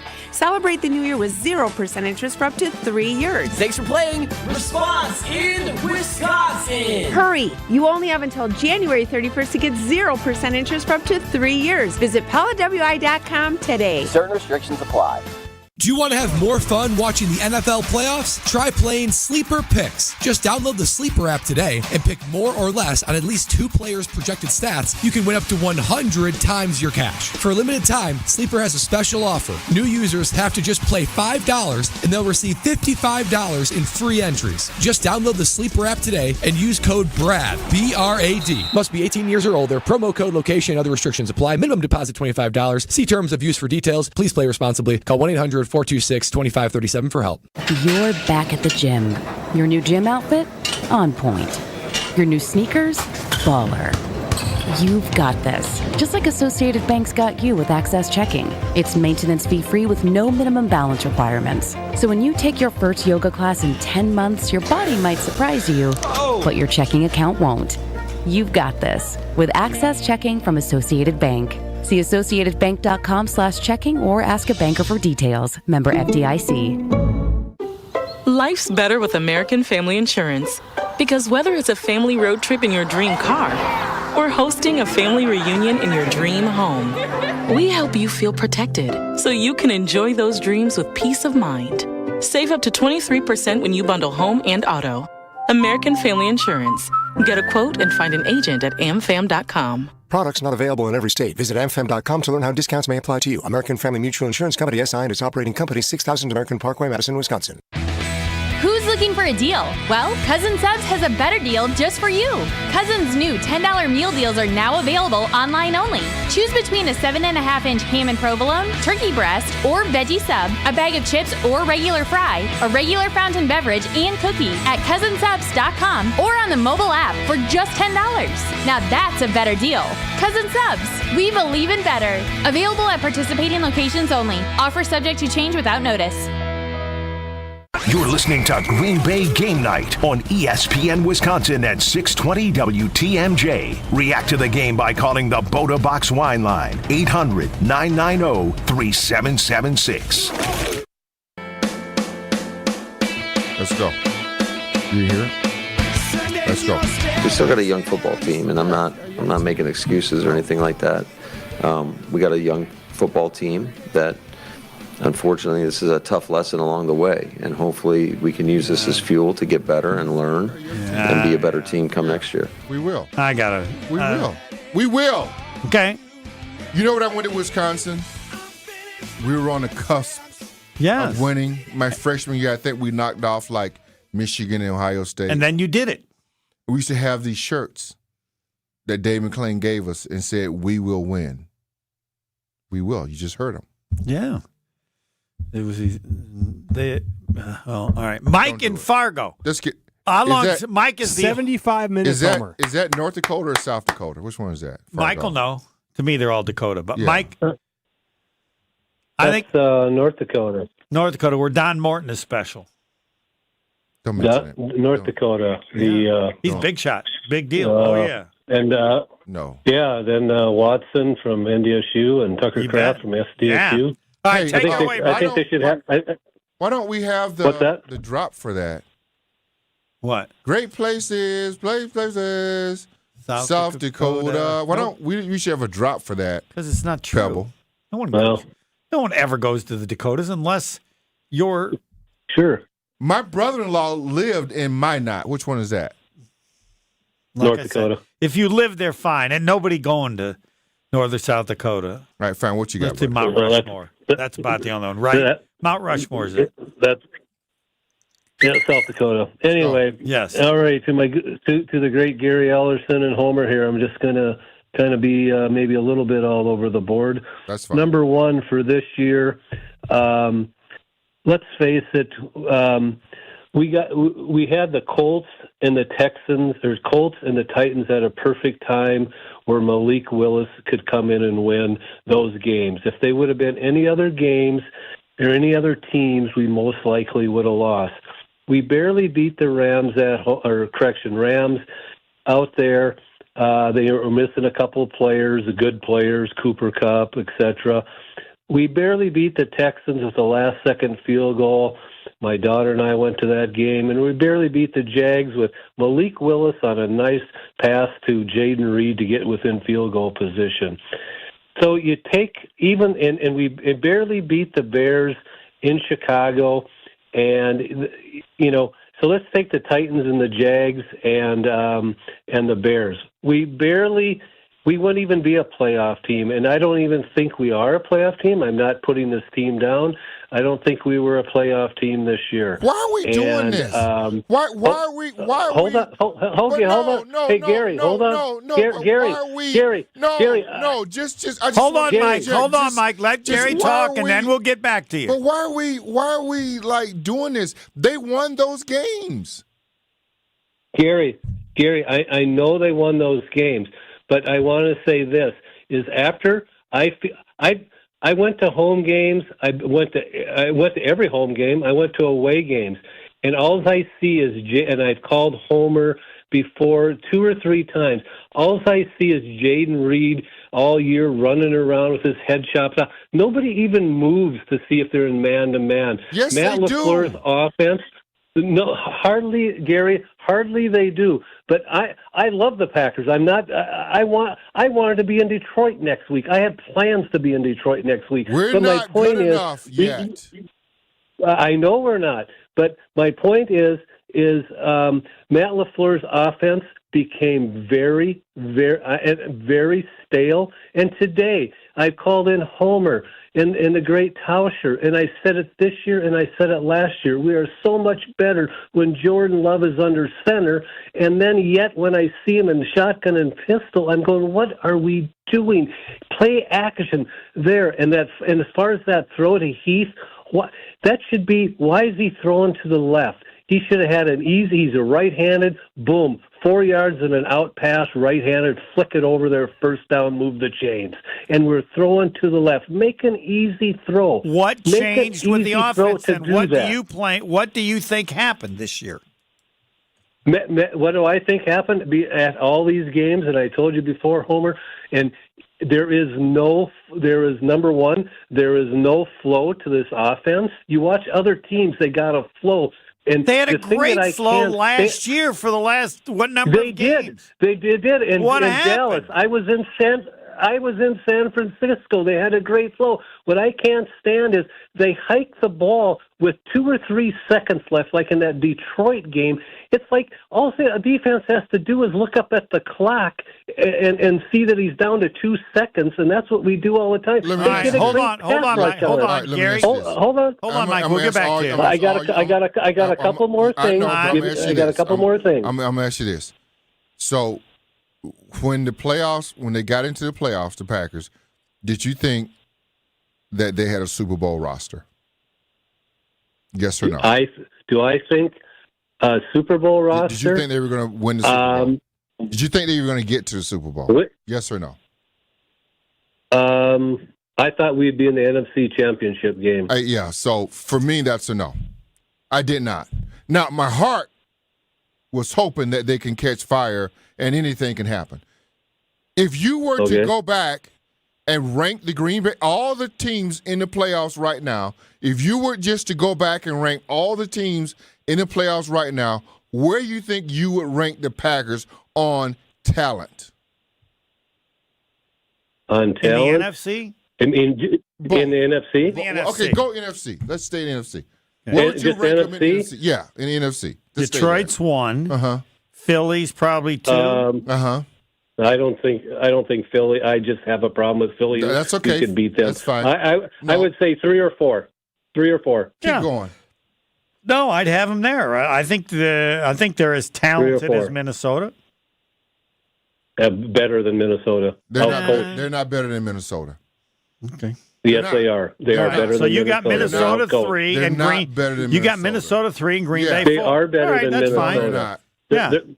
No, they're yes, not. they are. They They're lost. better Well, fine. than We can. Minnesota. It doesn't matter. They say lost to them twice. say 3 or 4. Okay. You said Okay. it's Let me better go. now. Let me go on proof is to in the this. pudding. Let me go on to my. But no, but you want to go on to your next point, which is fine. I'm gonna let you go on to your next point. But you guys, you people, you guys want the Green Bay Packers in the Super Bowl, but they're not good enough. Just be honest and say it. They're not that good Gary, enough team to be there. You don't want to say it. The Vikings are better than the Packers. I want to say it. I don't want them to be a 7 seed. The Lions are better than you. Don't want to say Lions it. are, but yeah. you have to. But I don't want them to be a the 7 Lions are seed better. again. Packers could have been The a Lions are better.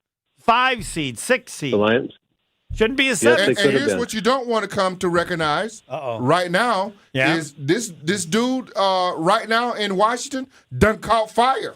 I don't even know what the score is, but I saw him play one game. I said to myself, that dude bad. Jaden Daniels. Oh, yeah. Yes. It's 10-10 right now. I'm watching Jordan Love ain't him. No, I agree with that. Daniels is a lot better. So let me go on to this. Some so that concerns. might put the All Packers year- down even lower is what you're saying. Thank you. Okay, all right. And what's happened is that hold other on. teams have made huge advances not expected. Like Minnesota. No way Hold you on. thought they were better than the No Packers. way I thought they were. Washington. So now you think you're number 3, and now you may be down to 5. Thank you. All right. Okay. Go ahead. I think I'm we're sorry. still 3, but hold on. That's fine. Hold on. Fine, go ahead. One couple quick points, and then on to something else. The quick point is you always ask who the number 1 receiver is this year. I think it's Tucker Kraft. That's it. Number 2, I can't. You played football. It's like this. Our receivers. You think Jefferson in Minnesota wants to be number 2 or 3 receiver? I just think somebody needs to be on that team, the receiver, and step up and say, you know what, I am the guy here. Everybody else has to understand that. Packers. There isn't a person. It's not about Packers. stepping up. They're not that good. What? Who they got? That's what I said. Who do you want to step up? Who you want to step up? I thought Jaden Reed was the guy, and he's not. He's not. No one is. I thought he was too, but he's So not. they got to go But out. Now They got to go out and get one. Moving Those on. people that said it were right. Yep. Moving on to 2. All right, you get moving- 30 seconds and more not- because we got to do this quickly. So many people want to get it. Okay. Go ahead. Okay, 30 seconds more. Yes. It's starting to remind me of the Mike McCarthy 2010 stale offense. Next thing I want to go into really quick. Next year, our home games, Ravens, Eagles, Commanders, Bears, Lions, Vikings, Bengals, and Carolina. That's what's at home. That is going to be a tough. All those teams are playoff teams. Count the Bengals a playoff team, and Carolina with an up-and-coming quarterback. That is a tough road to hoe next year at home. And next year, I don't know if they don't do a lot of improvement. I don't think they make the playoffs. And then plus they got all the teams on the road. Mike, we'll write that one down. So are you saying you don't think they will make the playoffs next year? They have a tough road at home. They got to win. You got to go one way or the other. Home. You're leading. You don't think they're going to make the playoffs next year? Because otherwise, nope, I don't think they make the. Okay, all right, good enough. Thanks, nope, Mike. I don't think they do. All right, we'll keep that one down. Thanks, Mike. South Dakota. No, we're not doing anything to promote the Dakotas. I'm sorry, I'm not. I like the. I've never been there. Clearly, it's but special. I think I'd like it. No, what? It's. I mean, like if Tucker Kraft. It's like Montana. It's Canada. No one ever goes there other than Mount Rushmore, Rapid City. We'd go to Rapid City. It's like Wisconsin Big Sky Dells. Country, man. Big Sky Country. Chris Stoviak. Well, now you can name people. Chris Stoviak. You've never wanted been me to come to Montana. You've never been. Yeah, he wanted you to come to Montana. Jerry Kramer. Yes. Wanted me to come to Montana. Now, there are parts of Montana that are spectacular. Got a ranch. Right, but people still don't ever go there. Why do you want to go somewhere no one goes? You ever been to Florida? Are gummies legal in North Dakota or South Dakota? This is not a Wait, I thought marijuana thing. I thought you. No, I don't. You don't do that? I don't do that. They're like 30 miles away or something like that? No. I have gone to Michigan. Yeah. Because I have a place there. Yeah. Well, that's 2 hours, but that's to save huge amounts of money. Yeah. Yeah. That's why I do the McDonald's app, too. All right. Are you working on my Ireland trip or not? Well, yeah. That's why I want to know. I'm just hoping I get to go. The high energy play of the game next. We're back with Green Bay Game Night after this on ESPN Wisconsin and 620 WTMJ. If you want to win at tailgating, you need to Boatify your beverage choice. Botabox wine is the ultimate addition to your tailgate party. This premium wine comes in an eco-friendly box, fitting perfectly in your cooler or trunk. And there's no heavy glass or corkscrew to deal with. One 3-liter Botabox is the equivalent of 4 bottles of wine, so it's great for sharing. Bring the wine that wins with wine critics, where there's quality in every sip. Botabox. Be open to anything. Please drink responsibly. Must be 21 or older. Botabox Vineyards, Manteca, California. For over 4 decades, one name has stood out as a symbol of excellence in automotive sales and service. It's the Boucher Automotive Group, dedicated to providing exceptional experiences to all of our valued customers. We will help you find the perfect vehicle within your budget while respecting your time. With 20 convenient locations, we're the one-stop destination for all your automotive needs. At Boucher, we're your trusted partner on every mile of your journey, riding with you every mile since 1977. Ready to elevate your game? Whether you're into basketball, soccer, volleyball, or pickleball, OAW Indoor Sports Complex in New Berlin has it all. Rent our state-of-the-art turf fields and hard courts, perfect for teams, birthday parties, or corporate events. Looking to improve your swing? Check out our advanced golf simulators. And parents, don't miss our summer camps and toddler play zones for endless fun. Visit OAWindoor.com to book your spot today. OAW Indoor Sports Complex, where champions train and memories are made.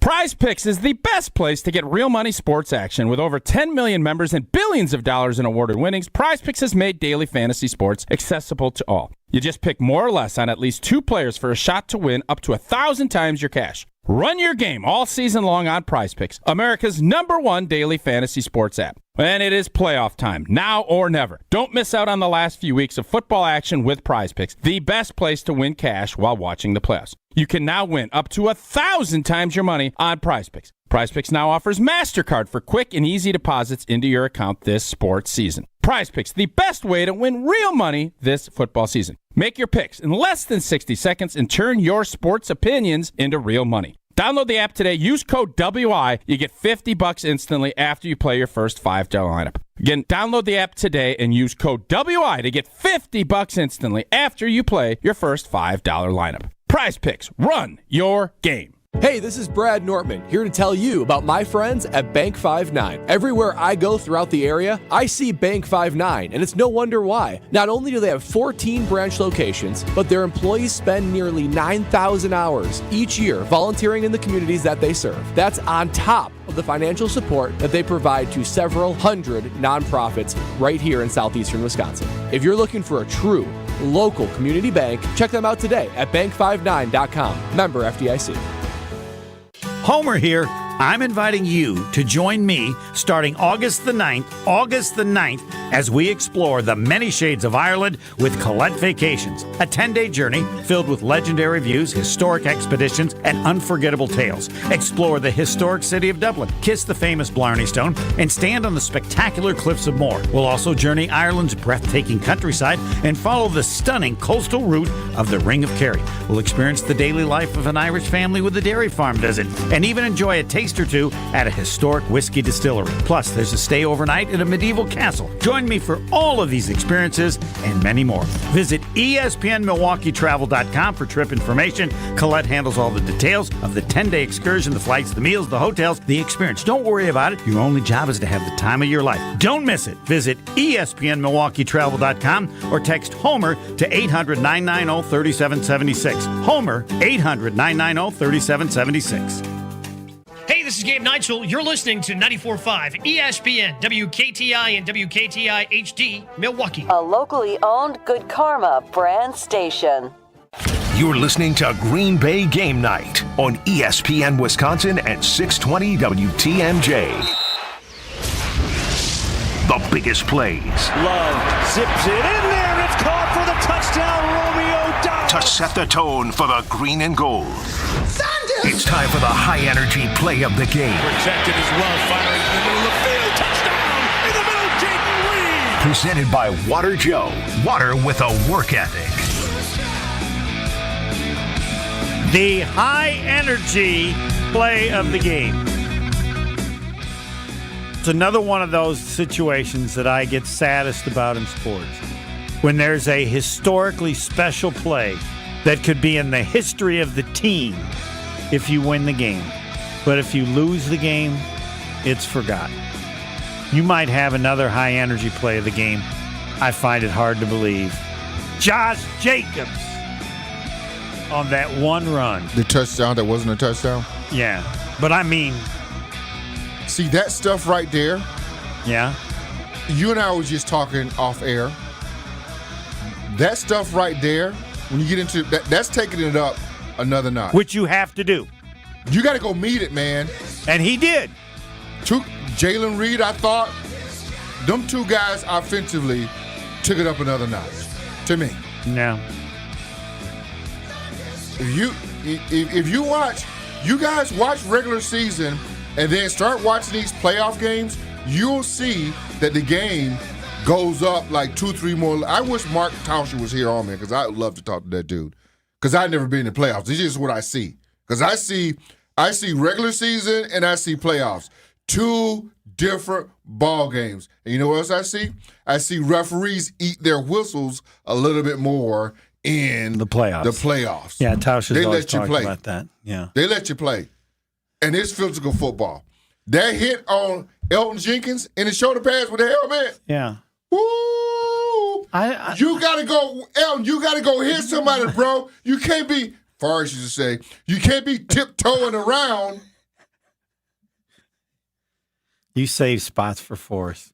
Forrest used to say, you tip, and he would always, my grandmama can hit you and knock you out. You always say talk about his grandmama all the time. Yes. And that's what Elton Jenkins was. And you know what? He was tiptoeing. Elton, you got to go hit somebody, bro. Yes. These guys playing for keeps. Yes, it's true. Well, when they decided it was after the game was over and it was on stupid penalties. And then that young team. I know y'all don't want to hear it. Well, no, I think that who was it that did it? Keyshawn Slayton did it. I think he did it because he thought the game was over. I'm gonna get a hit in. Keyshawn got you on the sideline over there. Come on, bro. I don't know how they called that, but what you mean you don't know how you called it? They were letting them hit everywhere. Not over there. You ain't gonna hit that dude 5 yards out of bounds and throw him down like that. Clearly, you're right. The high energy play of the game is brought to you by Water Joe. Hydrate and energize with Water Joe. No sugar, no additives, and no off flavors. Just two simple ingredients, water and caffeine. Visit your local Quick Trip until February 3rd for buy one, get one on 700 milliliter bottles of Water Joe.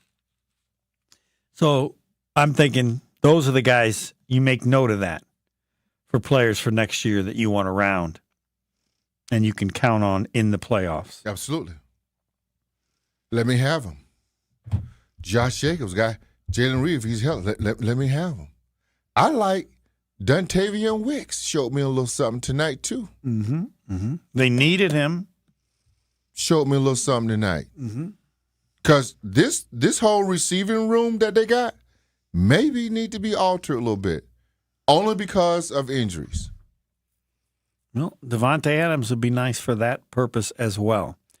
Connor in Los Angeles. They're calling from all over the world. You're on with Gary Ellerson. Let her fly.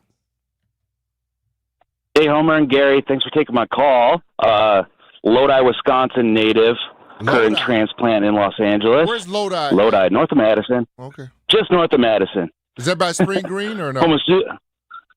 Yeah, close, very close. Home of Susie the Duck. Right near the Dakotas. Okay. Yes, pretty much. Yeah. May as well be. Wait a minute. Haven't heard this. You're from Los Angeles? Go on. We can't ask you about the Packers until you tell us about the fires. Are you okay? Well, we're okay. We're okay. We spent the weekend in Sedona for some fresh air. Where's your house? We've seen some ugly thing.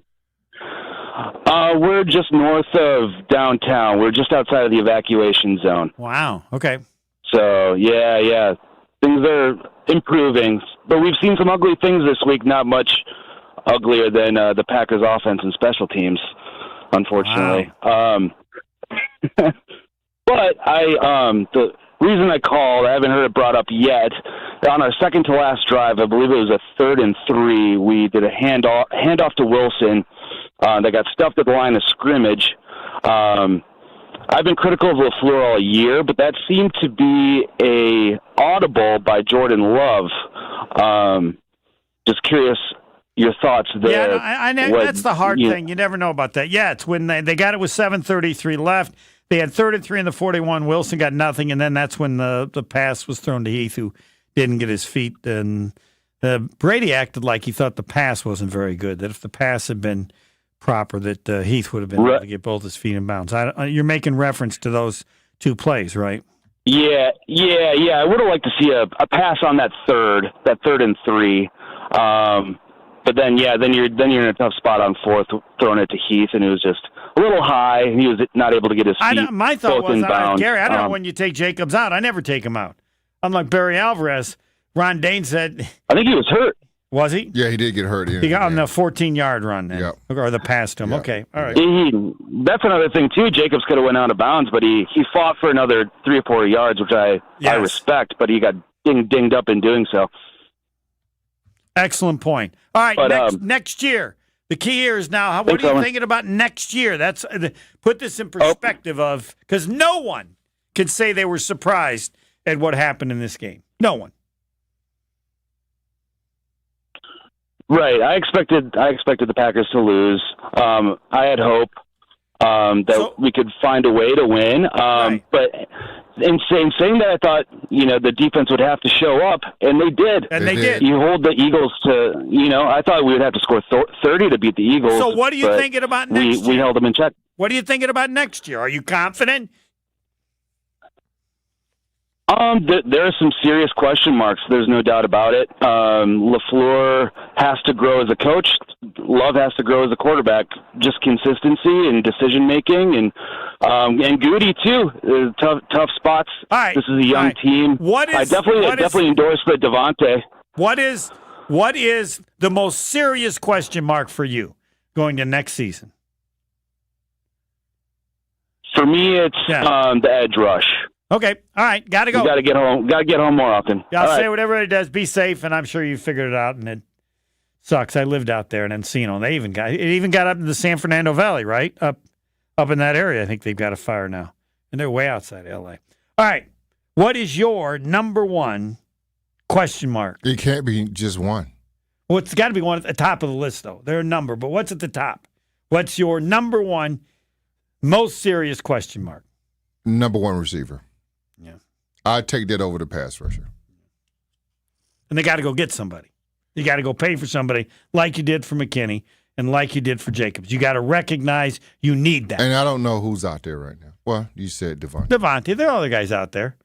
But you always hope there's somebody as stupid as the Giants will give you a really good player. And they want to get rid of him. And Packers always want young. Right. But at some point, Goody then has to realize we're there. We're close. Yeah. This pushes us over the top. When he went and got the Smith brothers, because I think you had lost, Matthews? Yeah, he brought Amos, and he brought 4 guys in. Matthews, what was the other corner? I can't remember. Nick Perry? Yeah. I think you lost Matthews and Nick Perry right about the same time, and you need 2 pass rushers. He went out and shored that up. So right now it's receivers. What you got? You got another caller? I do. We have Chris in Denver. They're calling from all over the world. Let's go. Chris, you're on with Gary Ellison. Let her fly. What's up, Chris?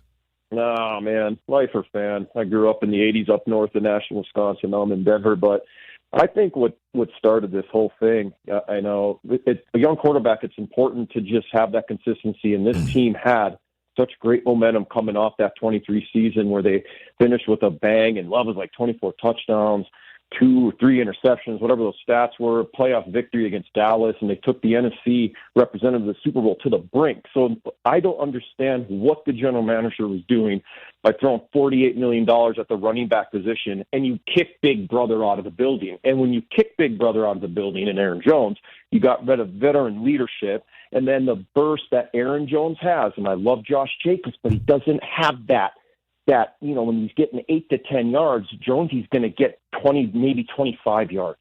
And there's a difference there. There was a flow. LaFleur knew how to call plays with that offense. Jordan Love would get into rhythm with that. Why would you tinker with that in the second year of a young guy's development? Because look at C.J. Stroud. It's different in year 2 in this league. Dak Prescott, number 1 seed, 13-3 his rookie year. We knocked him out of the playoffs. Next year, 8-8, not even in the playoffs.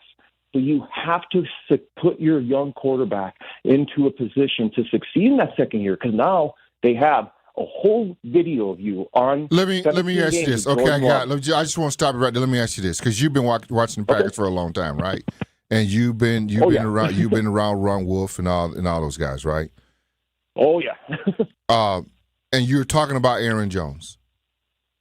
Name me another player, veteran, that they let go too early. Oh boy, another veteran that they let go very small. Too early. If there is one, they don't. Yeah, no.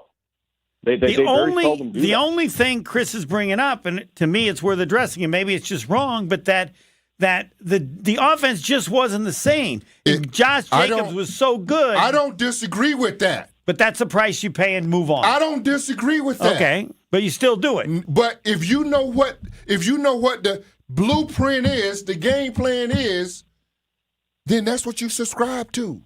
Yeah.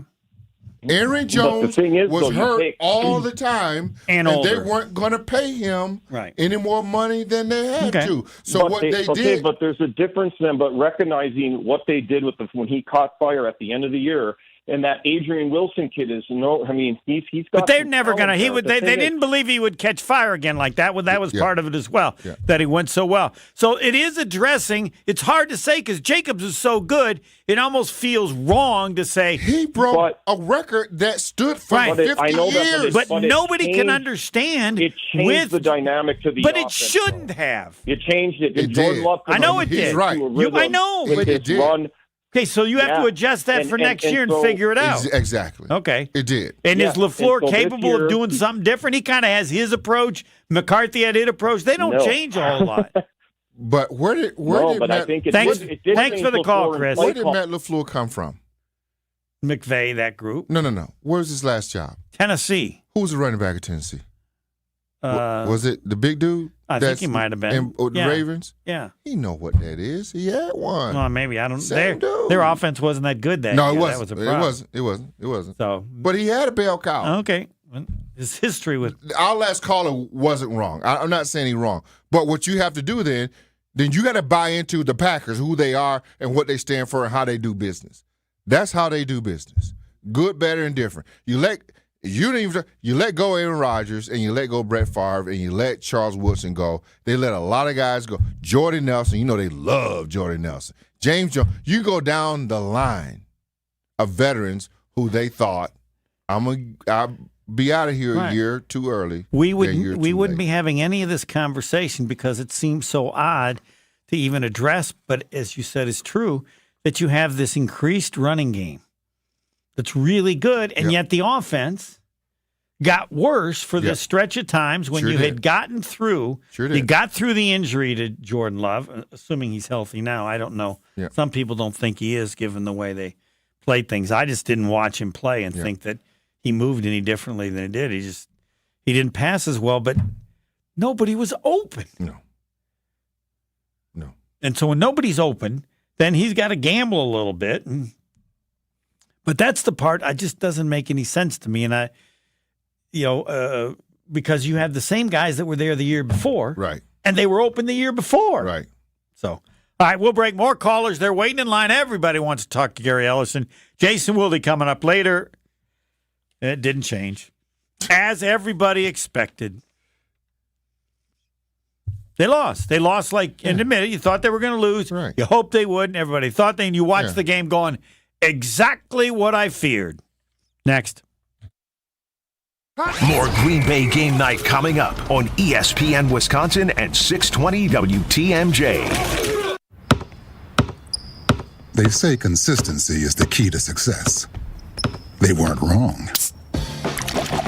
So how about grabbing a beer that's consistently smooth, consistently refreshing, and consistently light? You might just find that the road to success can be pretty enjoyable. Michelob Ultra, the perfect balance of taste and refreshment, and only 2.6 carbs and 95 calories.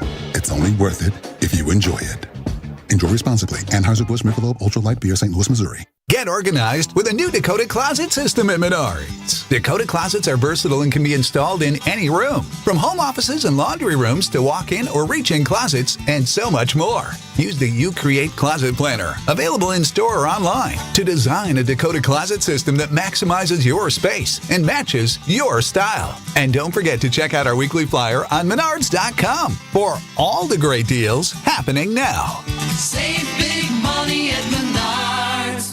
Are you heading into the new year with the same old joint pain? Or maybe you experienced a new injury that gives you joint pain that is nagging you. Hey, this is ESPN Wisconsin's Brad Nortman. There is no better time than the start of the year to refresh, renew, and say no to that joint pain. QC Kinetics is your go-to solution to get moving again in 2025. QC Kinetics is the nation's leader in regenerative medicine and joint preservation. They are right here in Greenfield and Mequon under the leadership of Medical Director Dr. Ashley Caravelli. When I visited the Greenfield location, QC Kinetics exposed me to a whole new world of regenerative medicine. So much in their toolkit to be able to get you your life back. They helped me, and they're going to help you with your own personalized journey to be able to make sure that you are starting 2025 back, active, and living a pain-free life. Call my friends at QC Kinetics for your free consultation. Call QC Kinetics today at 414-285-3474. That's 414-285-3474. 414-285-3474. Ready for a win? Well, it's your year. At Potawatomi Casino Hotel Milwaukee, you can win over $2,000 in free play every month, all year long. Just play your favorite games and you might take the stage in the It's Your Year game show. 25 winners each Thursday. There's $300,000 in cash and prizes up for grabs this January. Yeah, we think it's your year. More info at paysbig.com. Must be 21 years old to play. Life's busy, and Quick Trip gets it. Whether you're grabbing fresh coffee, a bakery treat, or a quick meal, Quick Trip is your go-to for quality and fast service. From clean restrooms to fresh groceries, easy meal options, and guaranteed fuel, we make your day easier. Plus, enjoy perks like free ATMs, free air for your tires, and sweet rewards with the Quick Rewards program. Everything you need in one stop, and always a friendly, see you next time, Quick Trip, where your day gets easier and better. As a bull rider, I prefer to do things single-handedly. That's why I love the UW Credit Union app. Doggy! It lets me check accounts, make transfers and more on the go. And if I need an extra hand, UW Credit Union has 13 Milwaukee area branches. Yippee! So, if you want simple mobile banking, mosey on over to UW Credit Union. They're here for every y'all. Federally insured by NCUA. Wisconsin Indoor Golf Center is hosting another Scramble tournament with $750 in cash prizes available. Hey ESPN Milwaukee, this is Gary Ellison, and Wisconsin Indoor Golf Center invites you to play in a two-man scramble at Pebble Beach, all from their comfortable golf simulators. Grab a friend and sign up today at WisconsinIndoorGolfCenter.com. The tournament costs $120 per pairing and is happening now through January 31st. Your winter chance to play Pebble Beach awaits. WisconsinIndoorGolfCenter.com. This is Green Bay Game Night on ESPN Wisconsin at 620 WTMJ. We lost to some really good teams, and we just got to we'll look at those games, but we got to find ways to just execute and win those big time games like that. And obviously this year we weren't able to do that. So there'll be a lot of stuff we'll look at, trying to figure out what exactly the kind of the root of our problem is and areas we can get better. But just wasn't good enough against like you said, the really good teams in this league, and be something that we'll focus on this off. Yep, that's Jordan Love. I don't know what I ask him. By your standards, was this a bad year? That's probably what I'd ask. No. But people don't want to hear it. I don't. It's a growing I year. want to know what he thinks. Who's that? Jordan Love. And see, for him, you never get it. I watched him today. I've been watching him all year long, interviews, because that's what we have to do.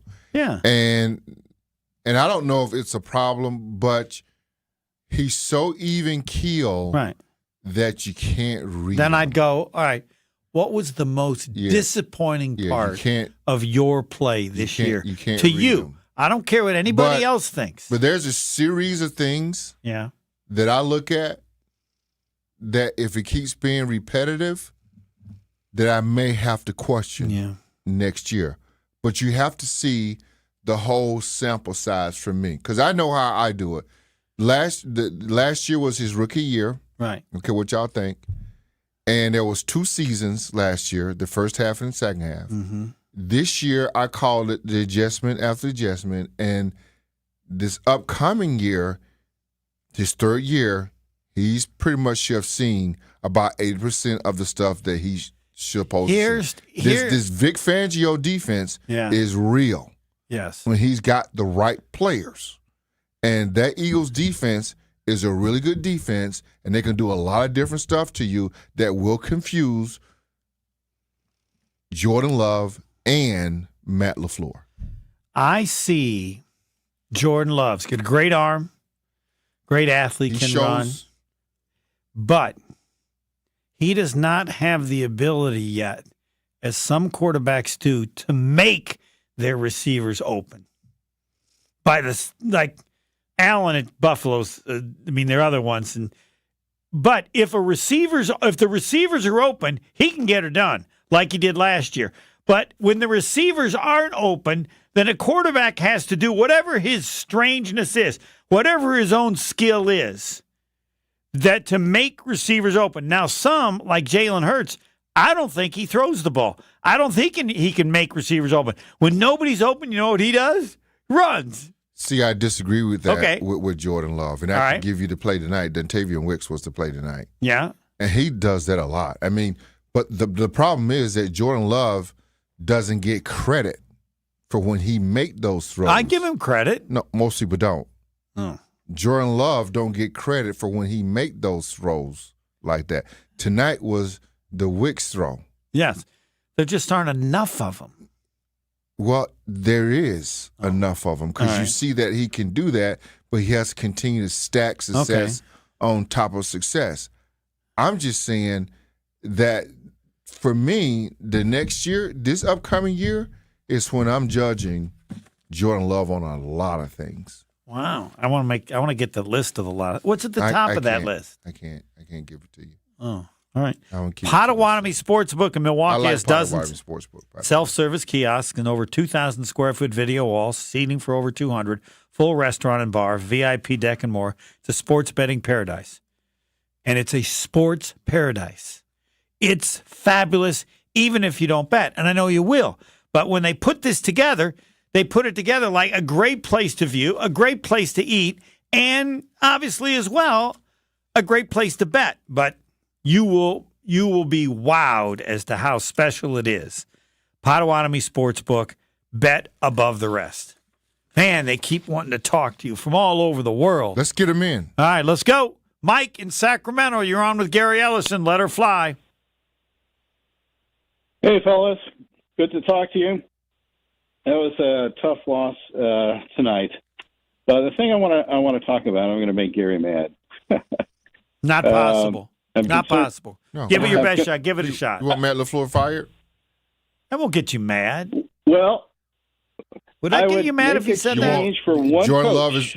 Love is overpaid, or I don't know. I think he's overpaid. No, it's But they all are. Okay.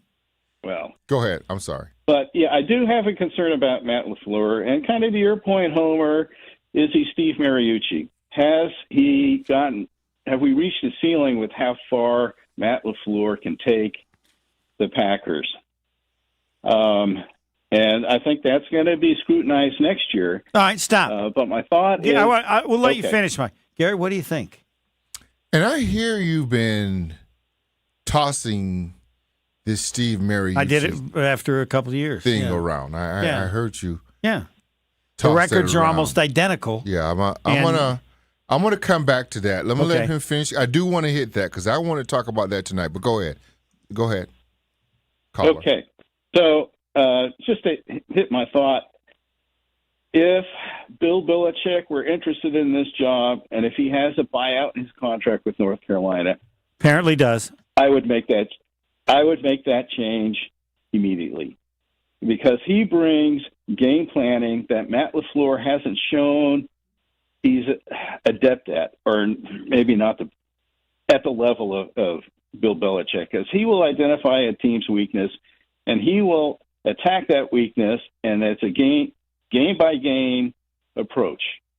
And I'm concerned about LaFleur with the lack of discipline. Can I just hold on? Can I go back? Can I just go back? Hold on, Mike. Can I just go back to Belichick real quick, if you don't mind?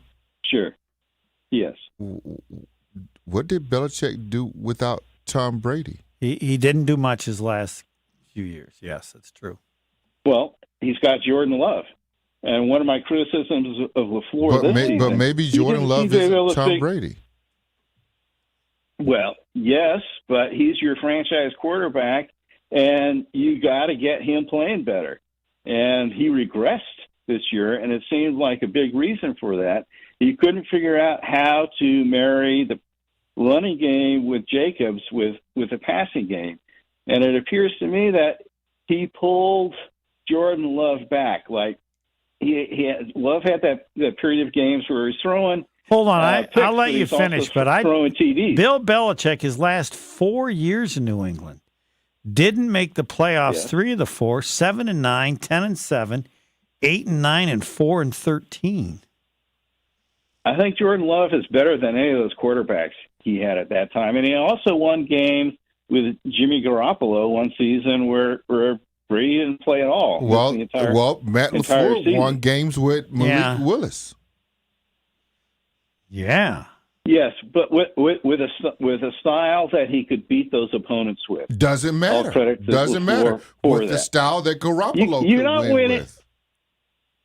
I guess my larger point is what's critical for the Packers' future success is getting Jordan Love to play better and having a more effective passing game. And what we saw this year gives me some concern about LaFleur. Coupled with couple that with the slow starts, the sloppy play. And LaFleur was 1-5 in the NFC North this season. And what is he, 1-7 against the Lions over the last 4 seasons? And it's only going to get tougher. Well, let me ask you this. And I asked another call this tonight. Yes. Where would you rank the Green Bay Packers talent-wise right now in the NFC with the remaining playoff teams? With the remaining playoff we got Detroit and Philly as 1-2, right? Didn't we do that? Now, your other choices are Minnesota, Washington, Green Bay. Minnesota's ahead of us. Okay. And they're on par with Washington, and I think they're probably better in Tampa Bay. Agree. Okay. So that puts you at 4 or 5. Yeah. Okay. But Belichick will put you in the Super Bowl, though.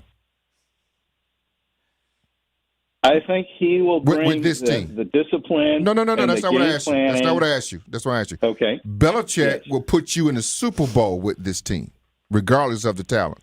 No. I'm asking him. Oh. Okay. I think next season. Yes, with this talent, Mike. This is a great question. How far would he take the Packers with this talent? How far, Mike? Super Bowl? Because that's. I would say at least championship game. Okay. All right. Thanks for the phone call. I appreciate it. Thanks for the call. See, this what makes me mad with you Packer fans. You guys are spoiled. And Homer, I'm gonna blame you. Good. Go right ahead. Because Mariucci was a damn good coach. And that's what we end up doing in this chasing the Super Bowl. And I get it because we all want to get there. I don't know what was his record as a head coach? Mariucci in 6 years. The first year he got him to the NFC Championship game. And this is San Fran. Next 5 years, and his record was 57-39. Now I want to ask you this. Yeah. Who was his quarterback? He had Steve Young some of the time. What was his record with Steve Young? Okay.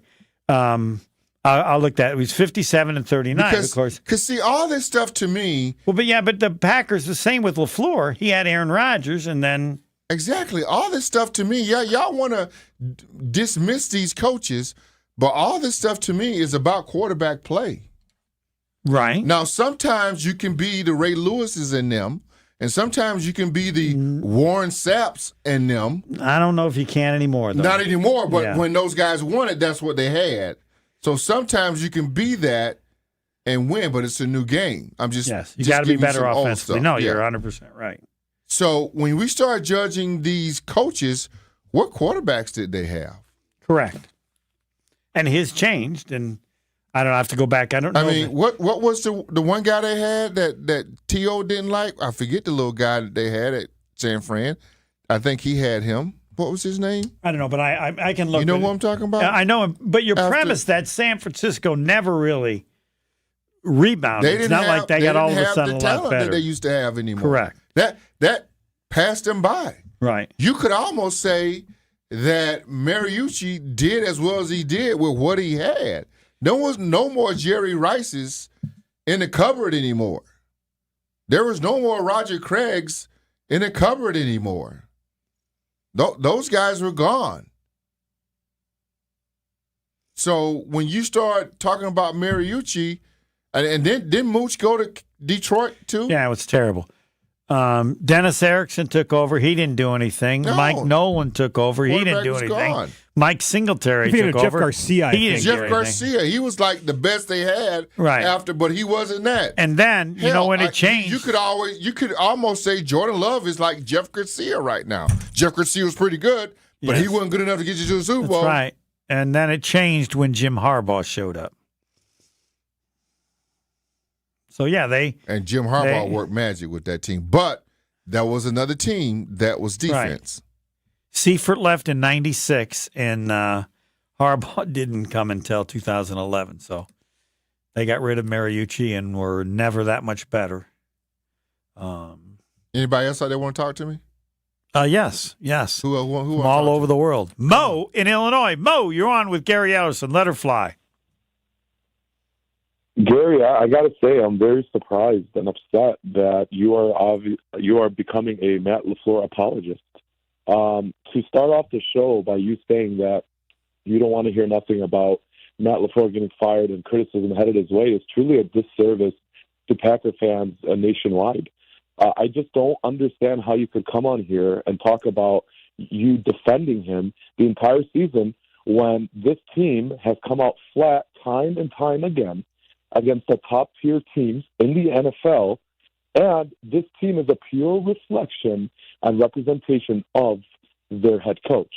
They play sloppy, they're undisciplined, they keep making the same mistakes every single time. They cannot correct the self-inflicted wounds that have hurt them this year. And if you look at a team like the Lions, they play to the attitude of their head coach. Smash mouth football. What do the Packers play? They play Charmin Ultra Soft football. 2 straight weeks. Matt LaFleur ran it on 4th and 3 with the backup running back. 2 straight weeks. He has not learned his lesson. There is no early down play action passes. There is no creativity. Matt LaFleur, in my opinion, has lost this locker room. You think you get those unnecessary roughness penalties at the end of the game? That's a slap in the face of LaFleur. That's them telling LaFleur, we don't respect you. We don't care about you. We don't take your words serious. But to say Hold on. No, I'll let you it finish. go. No, because I want to ask it about that. What? Because initially I'd say when players do that and the coach says, I told him all about it, then the coach isn't getting. But the reality is all the players are listening other than a couple knuckleheads. Like, okay, so you have coaches say things and you're on the team, Gary. You know there are some people you better talk to a little extra because they might be crazy when they play and do this kind of stuff. Am I right there, or do you blame a coach because y'all don't want to hear this, and this is our caller, this is what happens along the way to winning and building a successful team. They go through these things. And you don't want to hear it that it's a young team.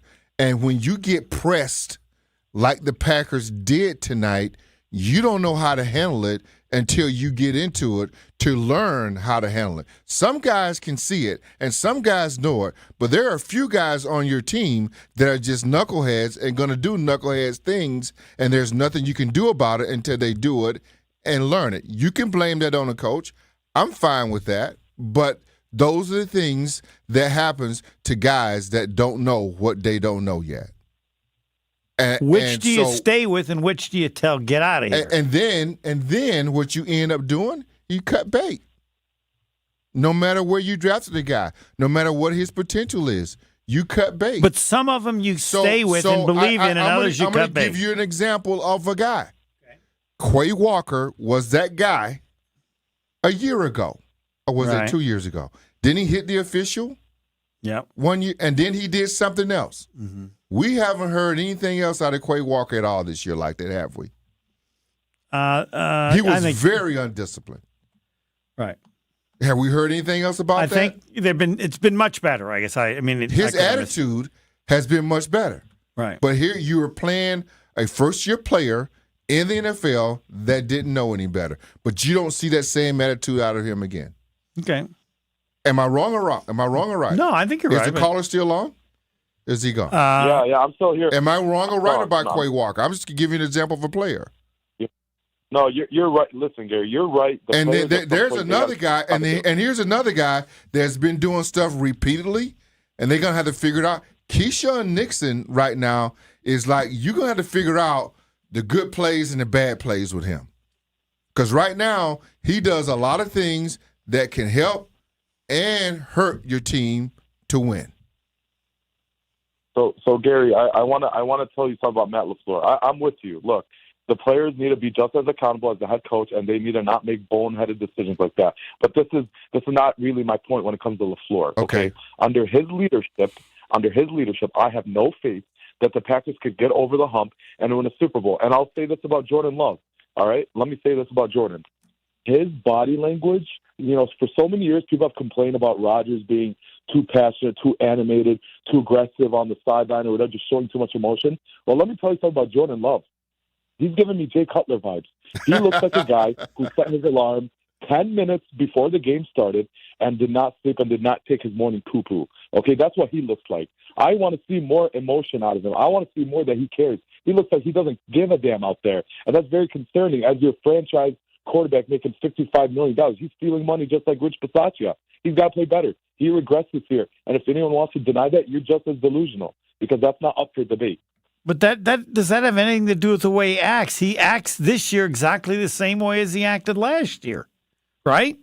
And I want to be better. He's got to be a better leader. You're not. Wait a minute. Hold on. Was the leadership okay? I'm not disagreeing with his level of play, but you didn't have any problems with his leadership last year when he was playing great, right? The last half of the season. Of course, you're not going to have an issue if he's playing great. Well, I know. So then you're the same guy. It's the same guy, and I think Gary has said it, and I would agree. He's never changing that. Yeah. That's him.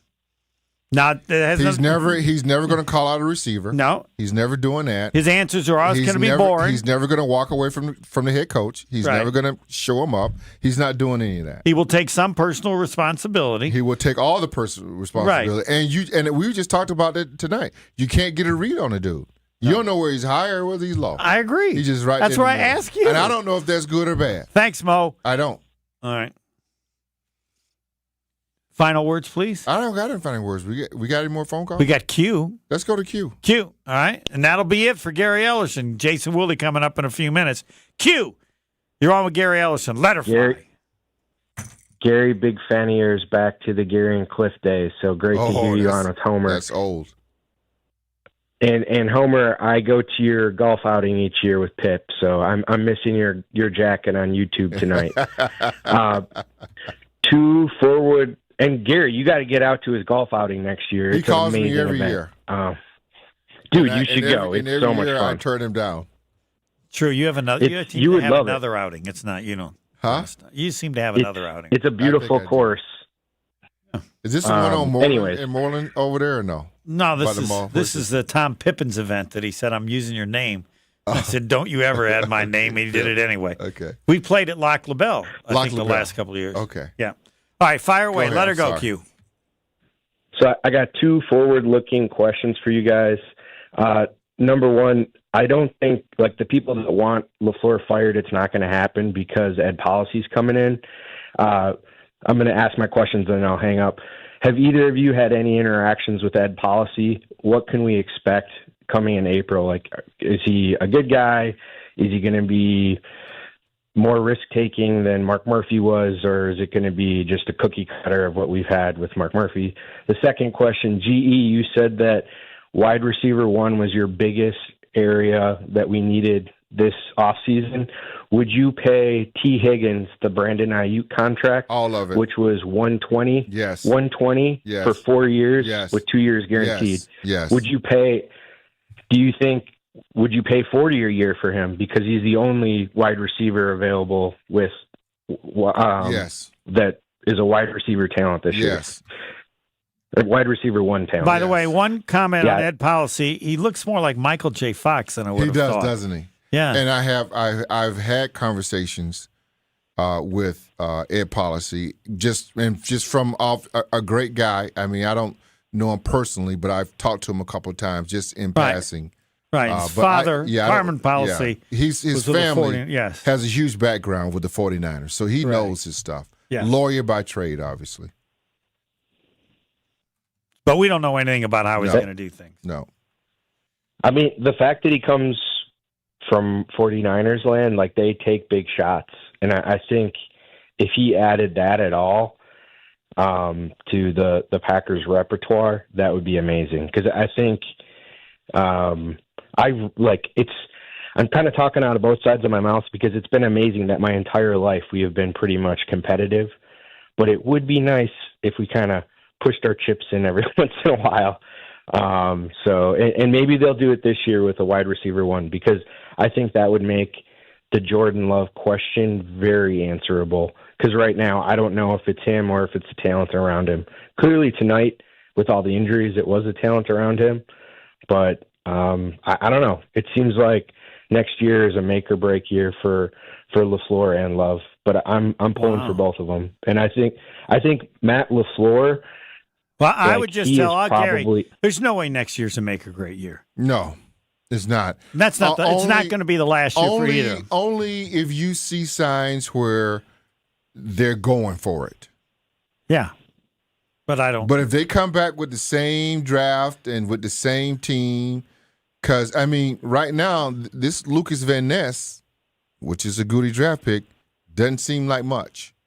No, it's a bad pick, but you look at all his picks. But you got to give him another year. And you got other guys that have been very good. And those guys are all low draft picks or free agents. So you have to look at that. But with the Packers, I just think you always assume kind of the same.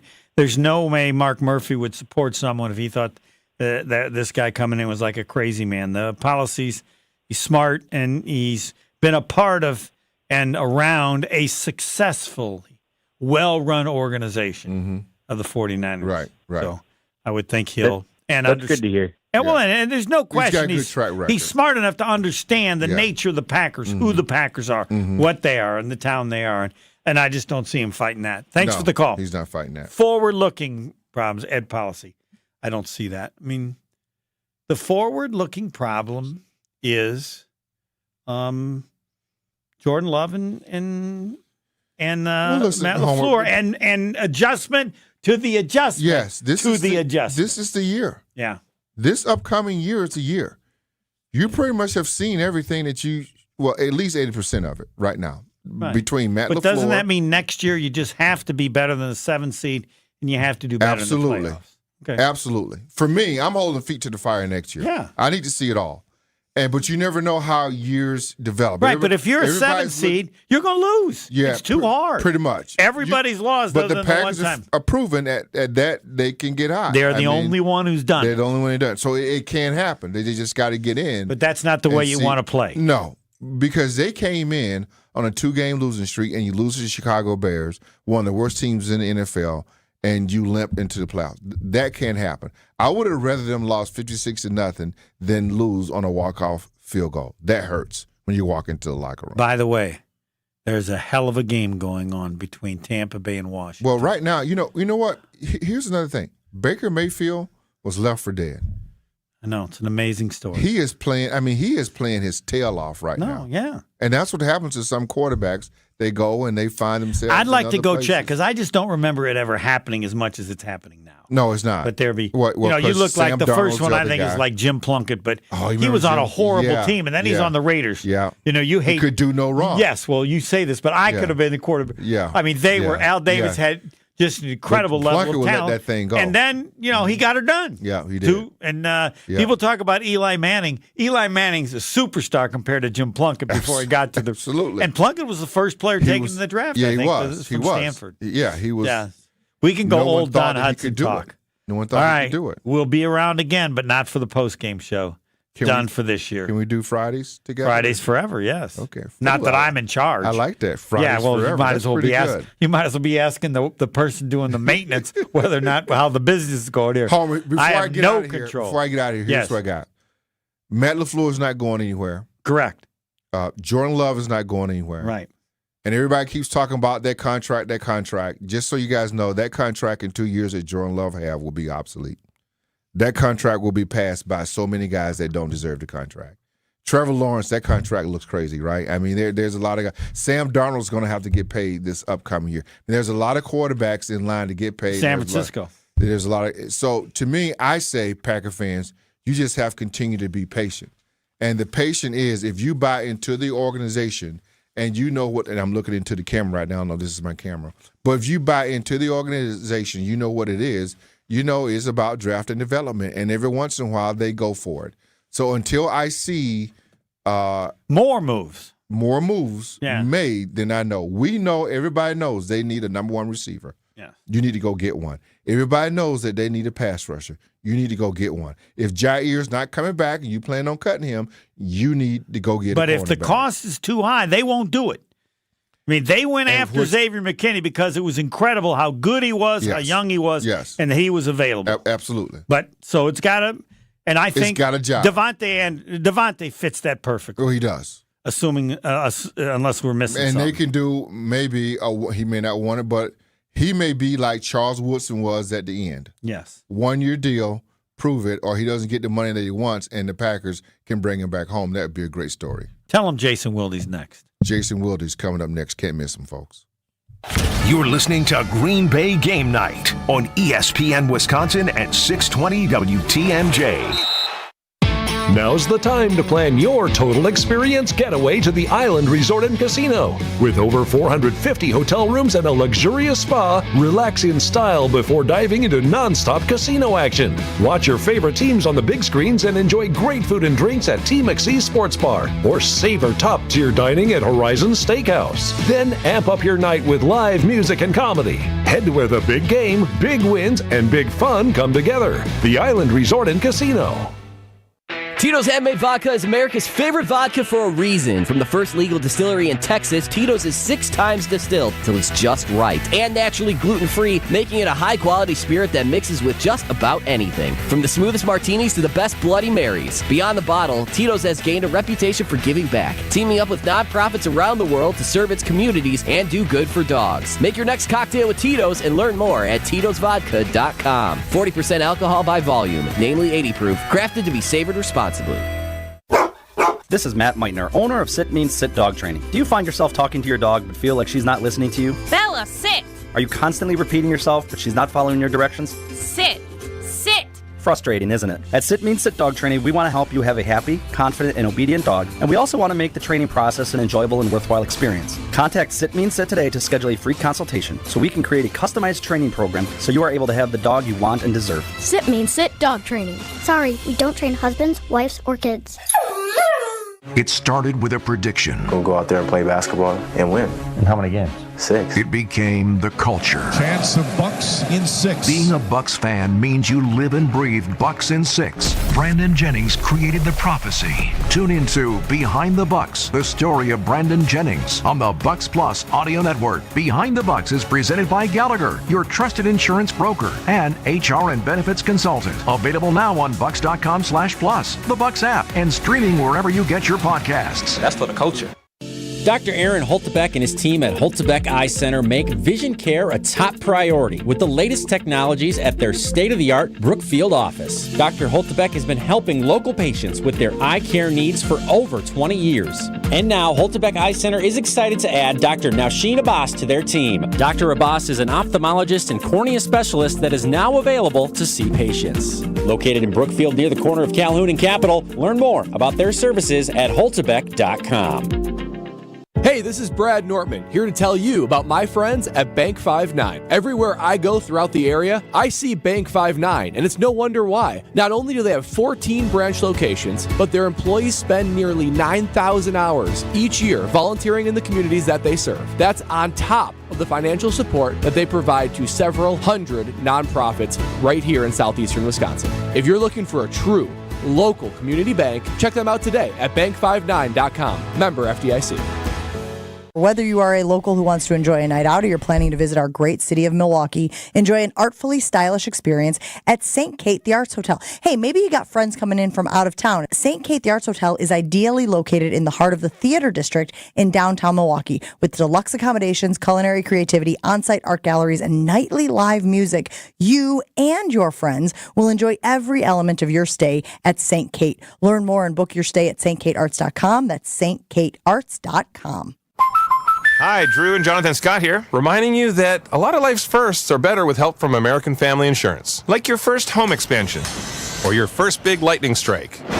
There's a first for everything. Get the right home policy at the right price with the right help from American Family's agents. Life's better when you're under American Family's roof. Insure carefully, dream fearlessly. Get a quote and find an agent at amfam.com. Products not available in every state. American Family Mutual Insurance Company SI and its operating company 6000 American Parkway, Madison, Wisconsin.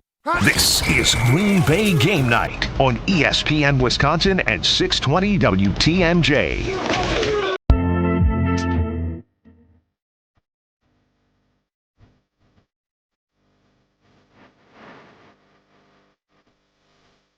As the whole world expected, Packers lost to Philadelphia. It was 22-10. And now, our final postgame show closes with Jason Wilde. Better than saying good morning, Jason. How about good evening? Good evening. How you doing, Homer? I'm doing okay. I mean, I didn't think they were going to win. Everyone expected? Yeah, everyone. Yeah.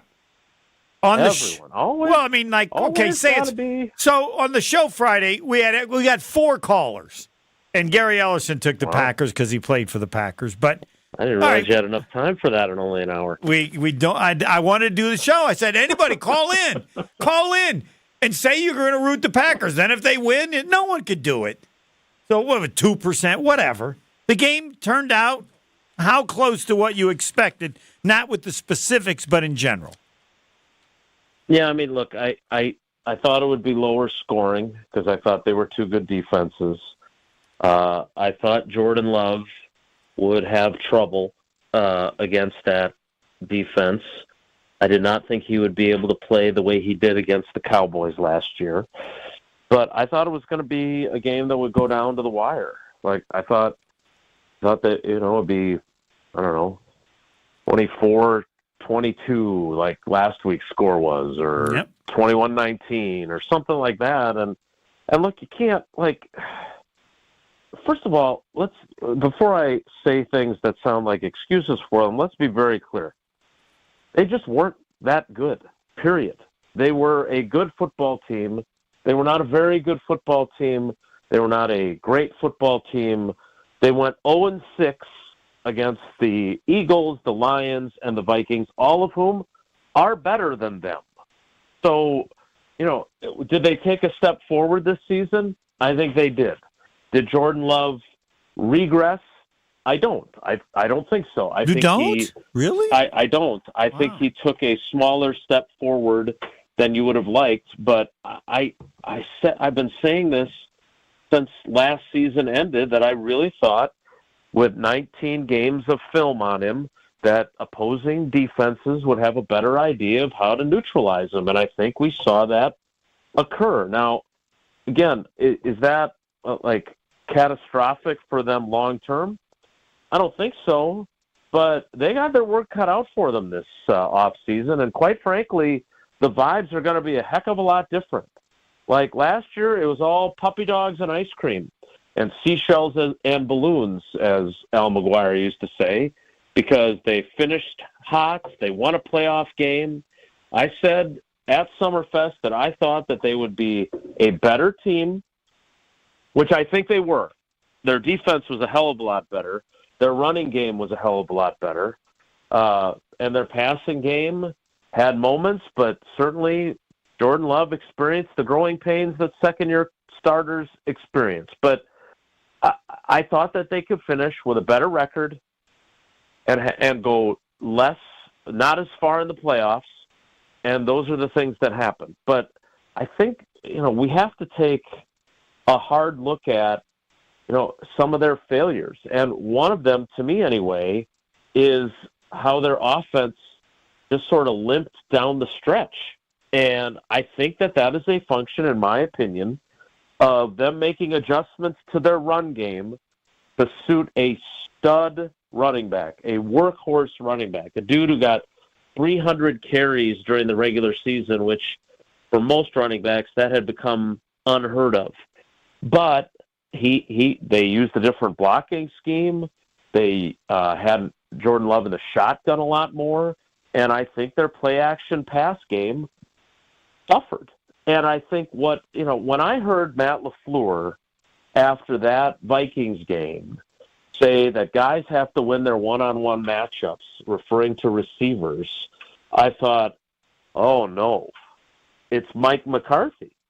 And I love Big Mike, but one of the things about Mike McCarthy's offense that we frequently heard was exactly that, because that's how his offense was designed. The whole point of a Matt LaFleur offense is that it schemes guys open so guys don't have to win their one-on-ones. The scheme gets them open. And frankly, with a quarterback whose accuracy has been known to be inconsistent, having guys wide open means that he doesn't have to be quite as precise with where he puts the football.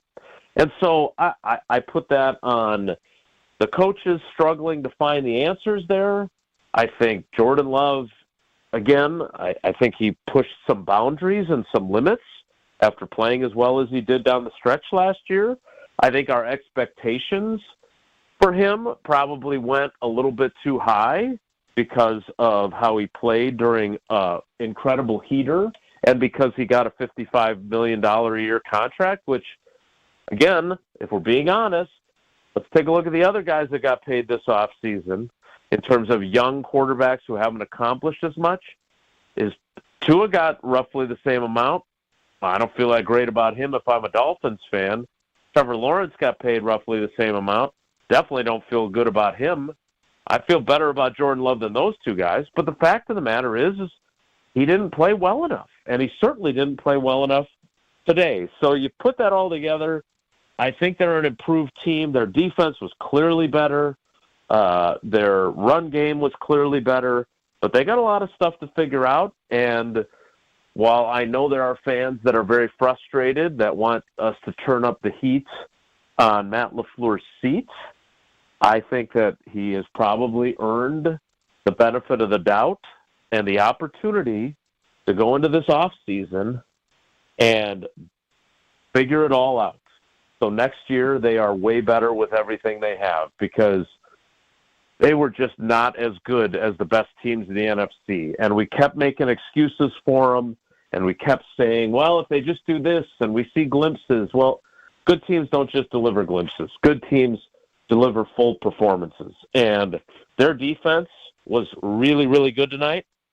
Kept them in a game that they could have gotten blown out of with the way things were going.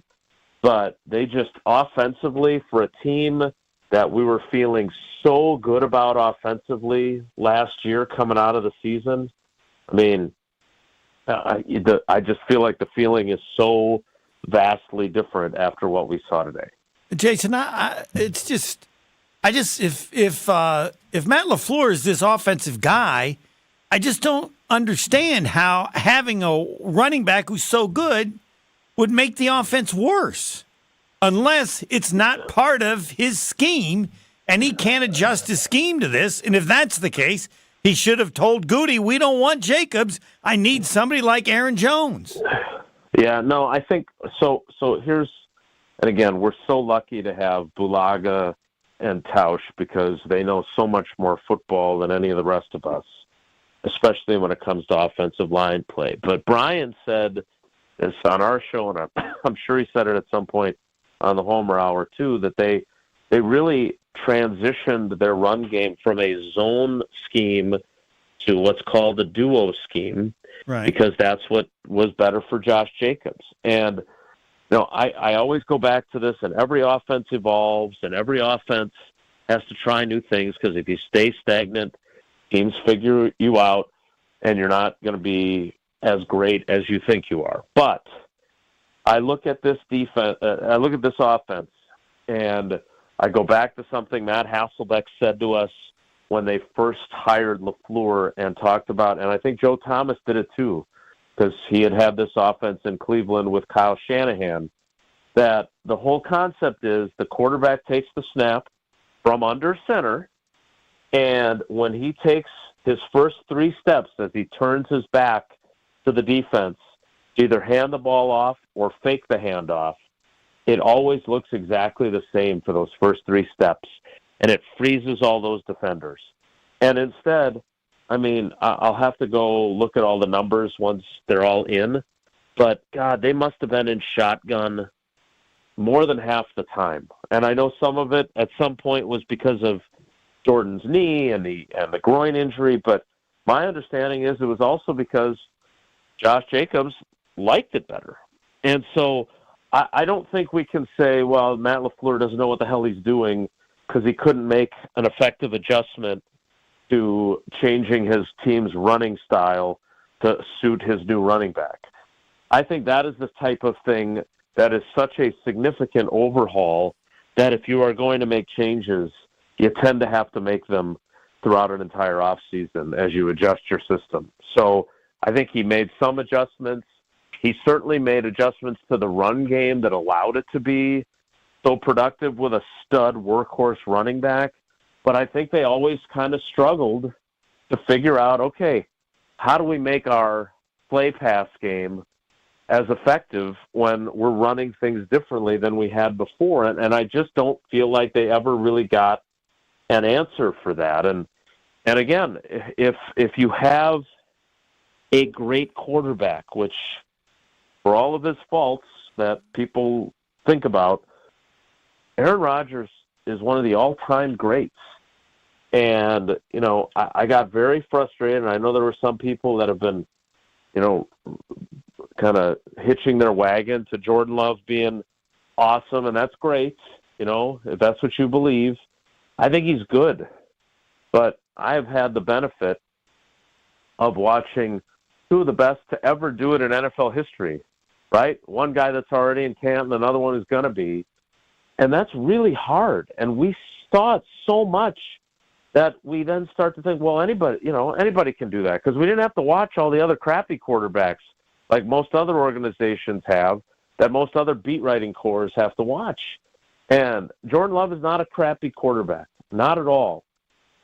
But he sure as heck isn't as good as the lineage before him, and he's got a hell of a long way to go to get to where he wants to be. Now, do I think he's capable of that? I do, because he's gone from a guy that I didn't see make a lot of wow throws to a guy who clearly has improved a ton and has the ability to make the wow throws that the Favres and the Rodgerses did. But you can't throw 3 picks like he did with the game. And he's now thrown 5 picks in his last 2 playoff games, right? Really, in his last 5 quarters of playoff football. Yeah, and some really stupid ones. And look, Aaron Rodgers did not play well enough in some playoff games either, right? I mean, yep. But I would say, other than the 49ers loss in 21, when they were at home as the number 1 seed and they lost 13-10, and the 49ers didn't even score an offensive touchdown, I have a hard time thinking of a playoff game that the Packers lost where Rodgers squandered the kind of defensive effort that they got tonight. And so, to me, more often than not, their failures in the Rodgers era were largely at the feet of the defense. And tonight, when you get one touchdown, and really, let's be honest, Josh Jacobs did all the work there, right? I mean, that 31-yard run had no business being a 31-yard run. Like, he broke like 4 tackles. He carried dudes to the goal line. I mean, he's ruled a touchdown initially and then obviously changed to a ball at the 1, and then he went in on the next play. But, like, even with the injuries to the wide receivers, not having Watson, Dobbs, or Reed, even before those injuries, obviously they didn't have Watson going into the game, I didn't see much from their passing game that made me think against a really good defense, they could, against a group playing, 2-shell defense to keep everything in front of them, they did not show the execution ability to be able to go 10, 12 plays down the field. And this is what defenses do, and if you can't answer that, then you're in big trouble. Now, I would say the one thing that I would make what probably amounts to an excuse for them with is they lost Elton Jenkins, and they were screwed. Like, I think Rob Domofsky had a stat from ESPN Stats and Info that the Packers' offensive line played 830 snaps together, their starting 5. That was the most of any offensive line this season to play together. And as soon as Elton Jenkins gets that stinger, and then, Travis Glover is a nice kid. Like, I can't tell you, I have this weird idiosyncrasy that I always, whoever walks by me in the locker room, I always say hello to them and ask them how they're doing. And he could not, I don't know if anybody else even talked to Travis Glover once training camp ended. He was going to be basically a redshirt freshman this year. They didn't plan on playing him at all. He had played, I think, 13 offensive snaps before the night. And for him to go in against the number 1 defense in the league, there's a reason why he committed 3 penalties. He was in over his head.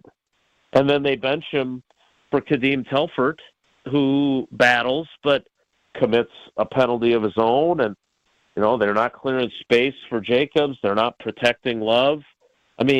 Losing him, as much as it was bad to lose all those wide receivers, it was almost as if they couldn't function offensively. And so my point is that, do I still think that this team the arrow is pointing up? I do. And I know somebody made the point earlier in the show that, and Tausch and I had actually talked about this during the week. Someone had brought it up through the Carbless Talk and text line on our show, that the Packers have now been the number 7 seed each of the last years. If they hadn't expanded the playoffs, they wouldn't have made the playoffs each of these 2 years. But I do think that it's like that old Tom Petty song, Learning to Fly. Like, I still think this team is learning to fly. And they got off the ground down the stretch last year, and they were soaring. And then this year, it was kind of like they would take off, and then they would have to come back down. And it was almost like they just could never get a nice, smooth flight. And whether or not it's going to be smoother next year, I don't know. But the fact of the matter is, and I've said this and Chewy will back me up on this, the NFL, it is a process to becoming a Super Bowl contending team. And his teams with Favre, they went through it. And this team is now going through it. Now, the Packers of 2010 arrived a year early by winning 3 straight road games and their quarterback playing masterfully down the stretch and then in the first 2 playoff games and then in the Super Bowl, right? And Jordan Love didn't do that. But the team that, if they were following the progression, it was 2011 that they should have arrived and gone to a Super Bowl. And what'd they do? They went 15-1. Rodgers won his first MVP. Like, they had a chance to go back-to-back because they'd arrived a year early. This team, I never thought they were going to arrive early this year and get to the Super Bowl. I just never believed that. And Tausch was, hey, whoever wins this game is going to the Super Bowl. I didn't believe that. And what I saw from Philly, I'm not convinced they're going to the Super Bowl because they beat the Packers. But I do believe that the Packers made incremental progress this year. And as pissed off as you are as a fan or as disappointed as you are as a fan, I do think this is part of the growing process. And Tausch hates it when I say this, and quite frankly, Maddie and Sydney hear it all the time too, but it's because I believe it so earnestly. Growth is not linear. You are going to have setbacks. You are going to fail. And what do you do about it when you do have that setback and when you do fail? And, I wasn't in Philly, but Wes Hodkowitz sent me what Josh Jacobs said after the game. And I just love that guy, man. He has got the mentality that team should take on his personality, because it immediately was, what do I have to do to get this team over the hump? What is it that we aren't doing that we should be doing to make that difference? And if you get enough of those guys in that locker room, they will make the improvements. And maybe next year it's an NFC championship game berth. Maybe they beat the Lions and somehow win the division next year. Who knows? But the pieces feel like they are starting to form. But I would argue this. As much as Goody believes this is a young man's game, and he is right, there have to be some not quite as young men in your locker room who have kind of reached a maturity point in their careers that they can elevate their games. And we saw Xavier McKinney do that. He's in year 5, or just finished year 5. We saw Josh Jacobs do that. He just finished year 6 in the league. But some of these other guys, if they're not going to go out and pay a wide receiver to be a number one, if they're not going to bring in T. Higgins, somebody's got to elevate to be that alpha at that position. They've got to have some guys that can, if it's not going to be Jair because he's not going to be back, they've got to have a shutdown corner. And is that something that Carrington Valentine can develop into so he can join the pantheon of Adam Timmerman, Mark Tauscher, Donald Driver as great 7th-round picks? Maybe, but they were not a good enough football team this year to get any further than they got today. And if you thought that they were better than what they ended up being, then that was probably a little green and gold glasses-y for you to think that way, because their shortcomings, when you lose all 6 of your games to teams above you in the standings, and when you do the same things in those games, getting behind early, making those handful of plays that cost you games, then you're not that good of a team. You're a good team, but not good enough. Amongst all that you said, the only thing I think that needs to be added, and that is, if the Packers made progress, other teams made more. Like, Washington is clearly a player now with their quarterback. They just won on a field goal to hit the upright and went in. But Detroit's better. Minnesota's better. I mean, whatever the Packers are doing, they might be improving, and everything you say might be true, but it isn't factoring what hasn't occurred for a while, and that is other teams are getting better in a bigger way, either with coaches or players. Yeah, but look, all right, so Detroit's going to lose Ben Johnson. Right. Right?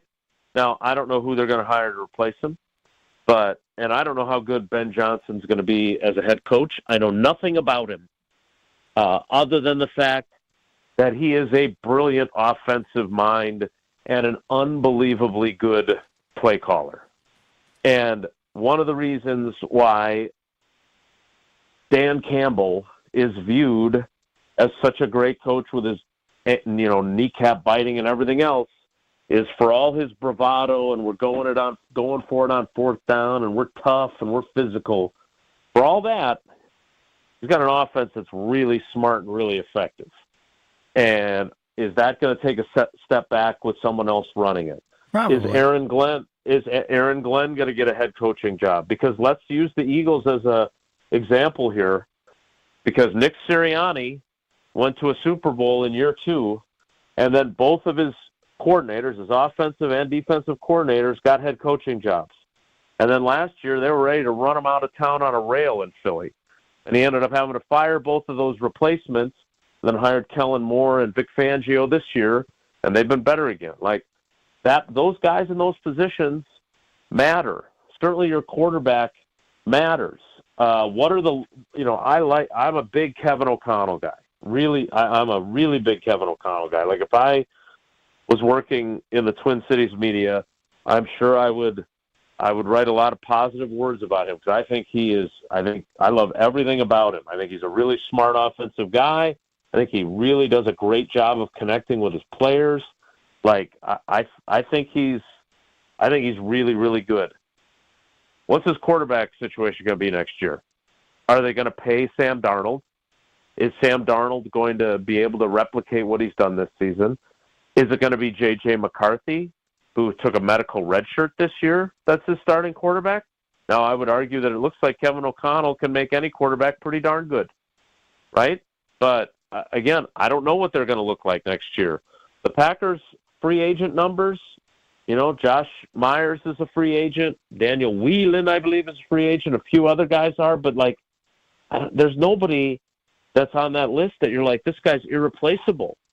So, and they've got a crap load of financial wherewithal in terms of the salary cap to, if Goody wants to be aggressive and try and replicate the Xavier McKinney, Josh Jacobs double dip, he's got the wherewithal to do it.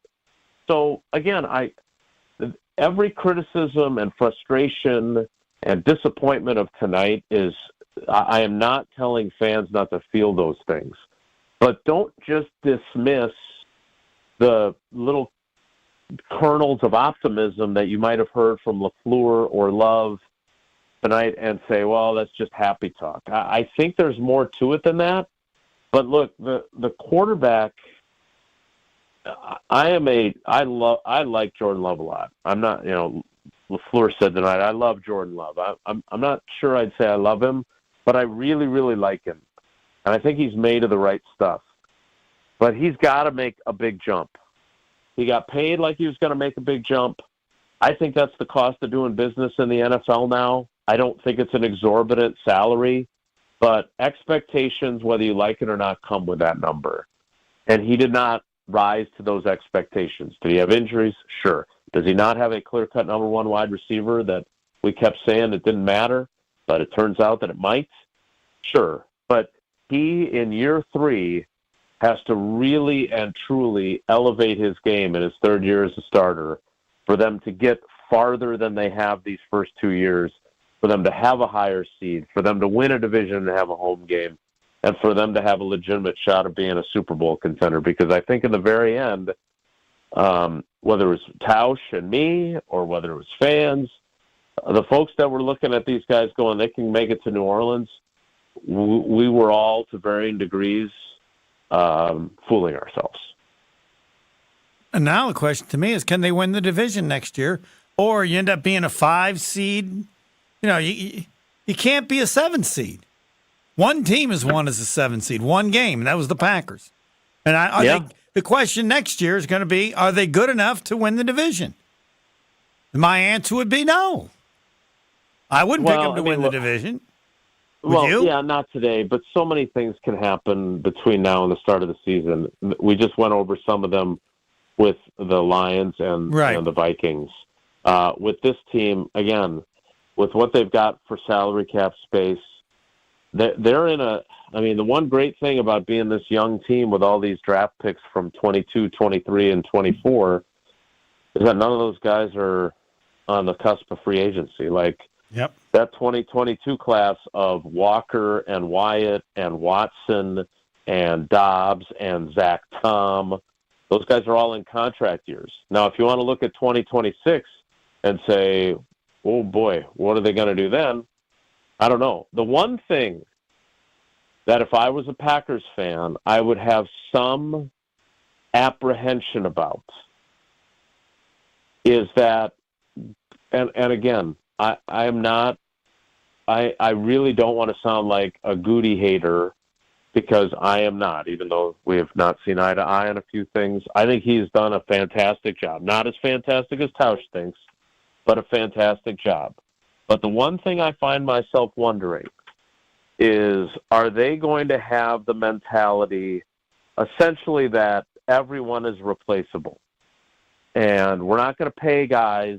We're going to be very selective about who we pay, and we're just going to cycle through guys and live with their young mistakes, and then one of these times we're really going to hit on it, and some guys like Edger and Cooper this year are going to really explode, and we're going to win it even without spending. Like, I'm sure he's regretting the money he paid Jair.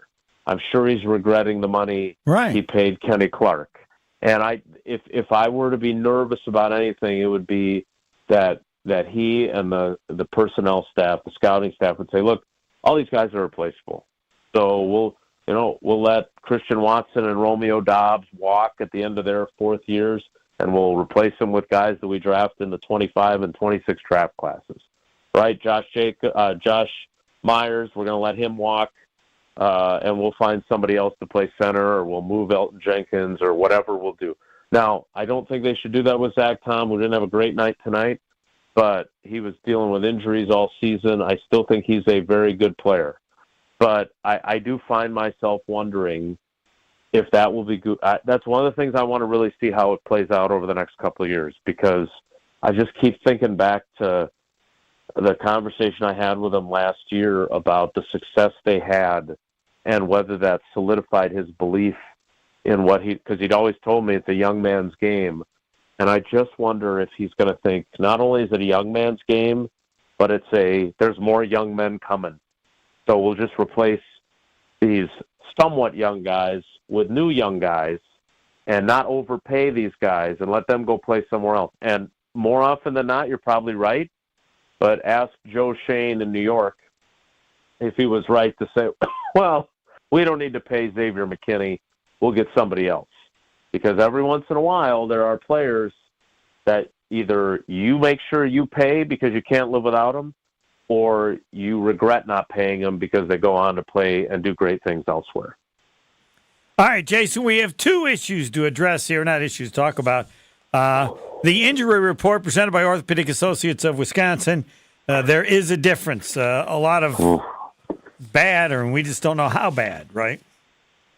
Yeah, I mean, Josh Myers talked to Rob Domofsky, who's obviously in Philly. It was scary, obviously. He got carted off with a leg injury. Early returns are that he avoided a torn ACL. In fact, it's not his knee or his ankle, even though it looked that way in real time. Instead, the doctors told him that they think he's got perhaps a hairline fracture of his tibia or fibula. So that's certainly nobody wants that, but it's certainly better than the other possibilities. Elton Jenkins with a stinger, that'll go away, but he doesn't have any more games to play this season, and his absence was rough. Jaden Reed said he tried to go back in, or tried to convince them to let him go back in, but he just was feeling way too much pain in that shoulder. So, again, that's not a long-term injury. The one that I have, obviously, major questions about is now Romeo Dobbs has suffered 2 concussions. He suffered one on November 24th against the 49ers and missed the next 2 games. Now he's been wearing this Guardian cap, which is supposed to add an extra layer of protection for your brain, and he was in really rough shape as they helped him off the field. I was talking to Zane Anderson this week, not as a reporter, just as I told him, just someone who was worried about his health, and he still hadn't cleared the concussion protocol, and so he missed 2 games. Like that.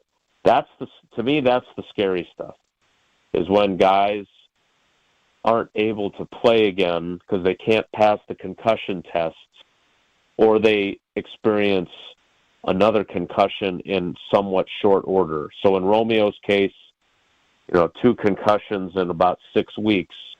Zane Anderson had only had 1 other concussion in his life. It was in college at BYU. But when recovery takes a while, that's when you get super nervous. So, again, I don't know what the future holds for Romeo. It was obviously a really difficult year on a number of levels for him.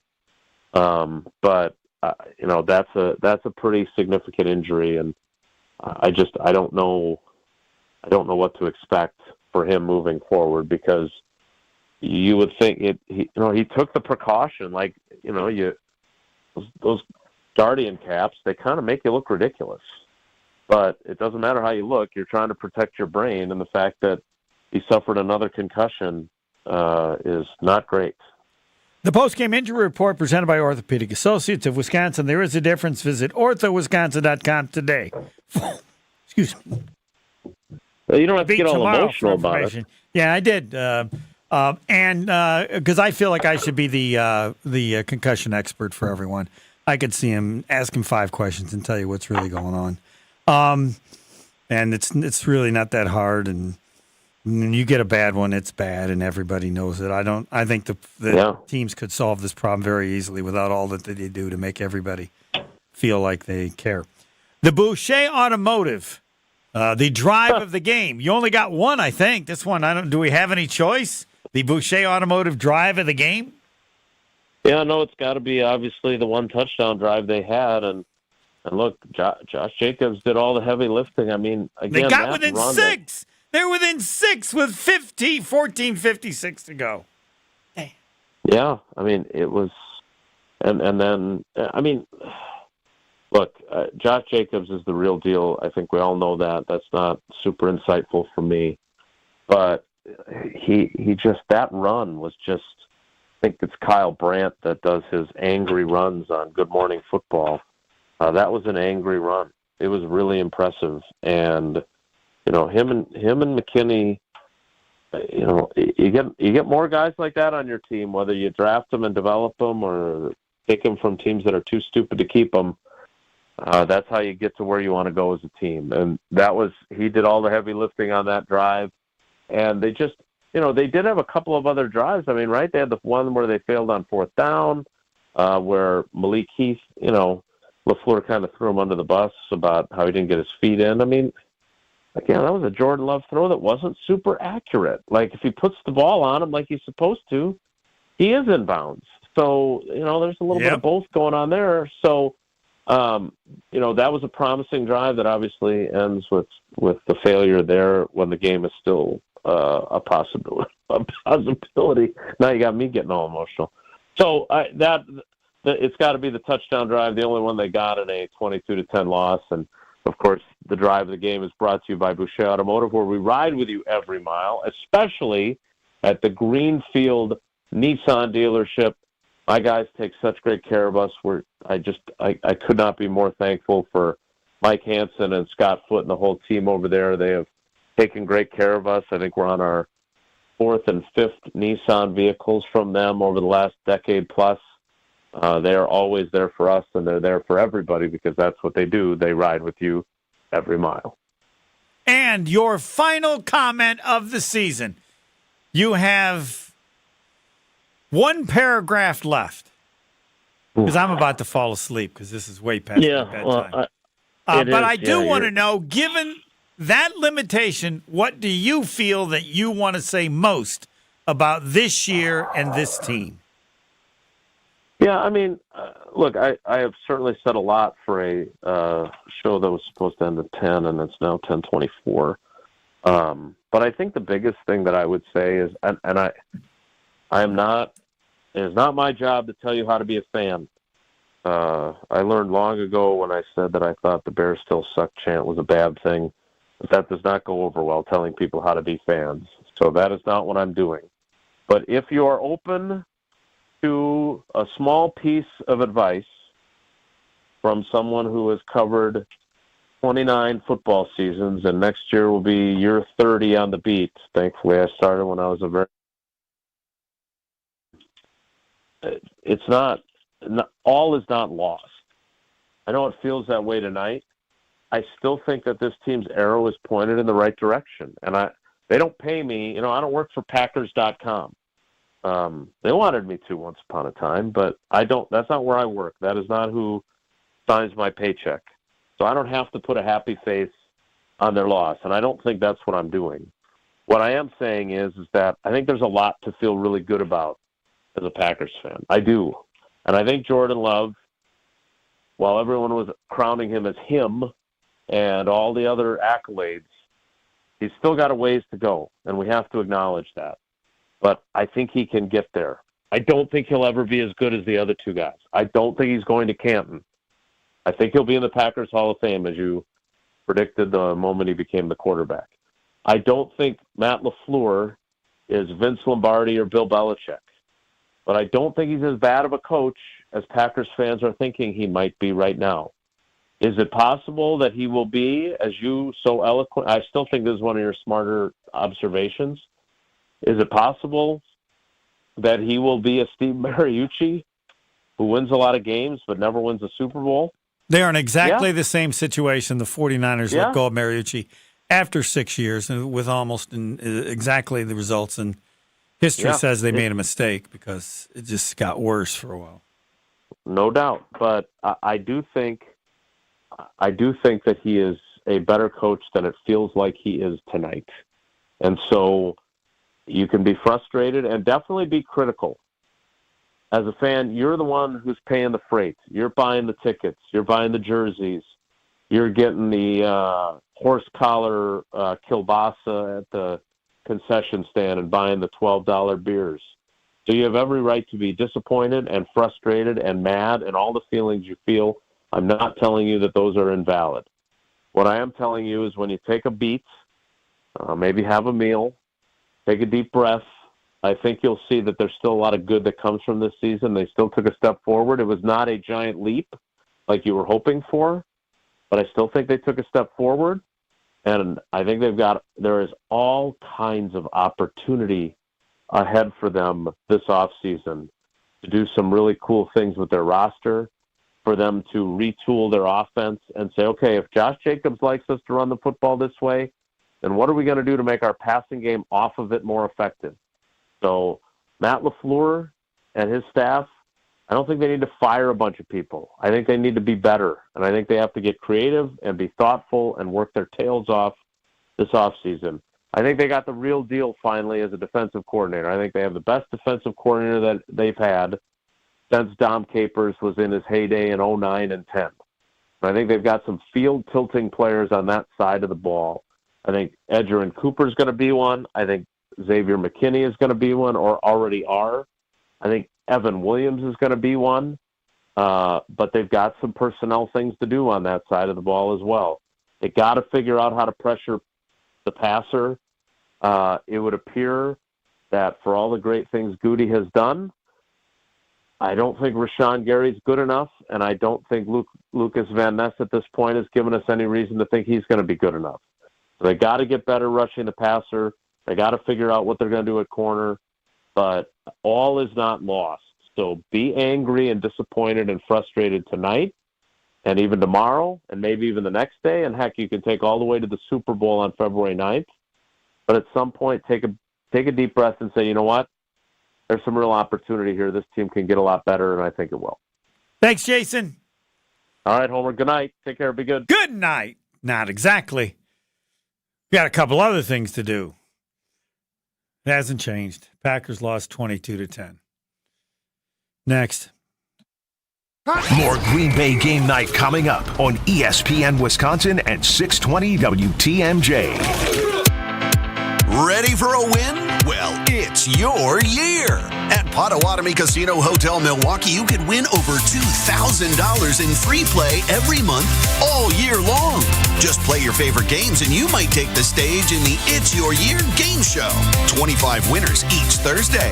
There's $300,000 in cash and prizes up for grabs this January. Yeah, we think it's your year. More info at paysbig.com. Must be 21 years old to play. Whether you're about to graduate high school or have been in the workforce for years, it's time to take control of your future. Welcome to Lakeland University, where you call the shots. We use our flexible learning formats to customize your degree path. In-person, online, and virtual classes are all available. Lakeland University is designed around you, your goals, your schedule, your future. You can even earn up to 25% of your degree via paid work experiences. Ready to take control of your future? Let us customize an education to fit your needs. Visit lakeland.edu/ESPN to learn more.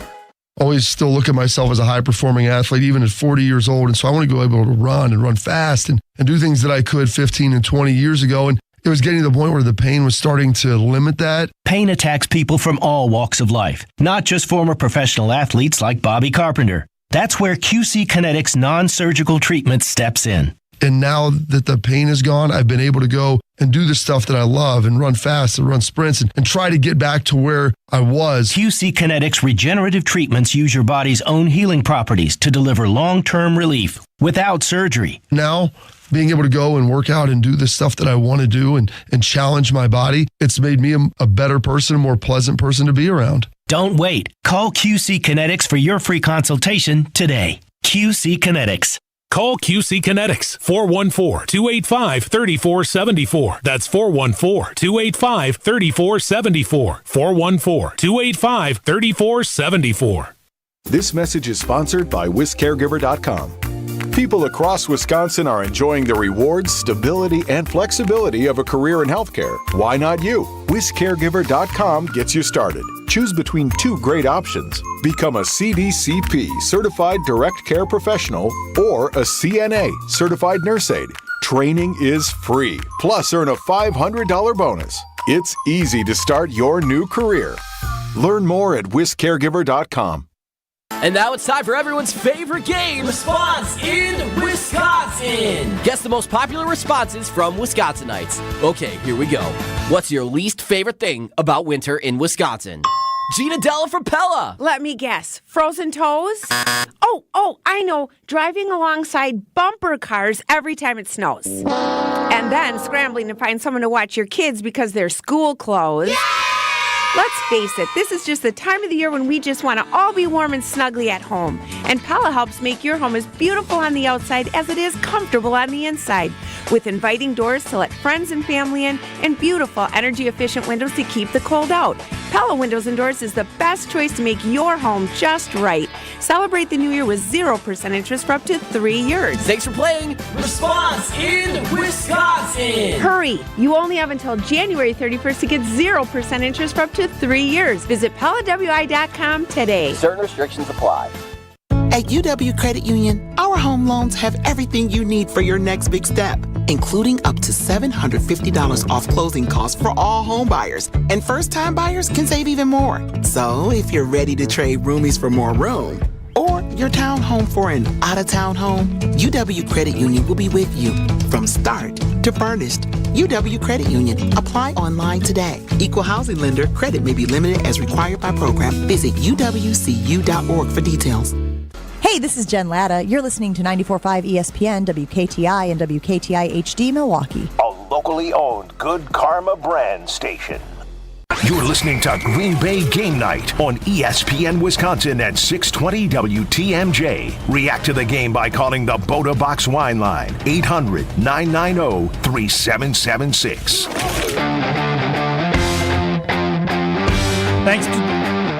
Thanks to Jason Wilde. Thanks to everybody who participated in the show. It's been a blast all year long. If you don't know the Commanders,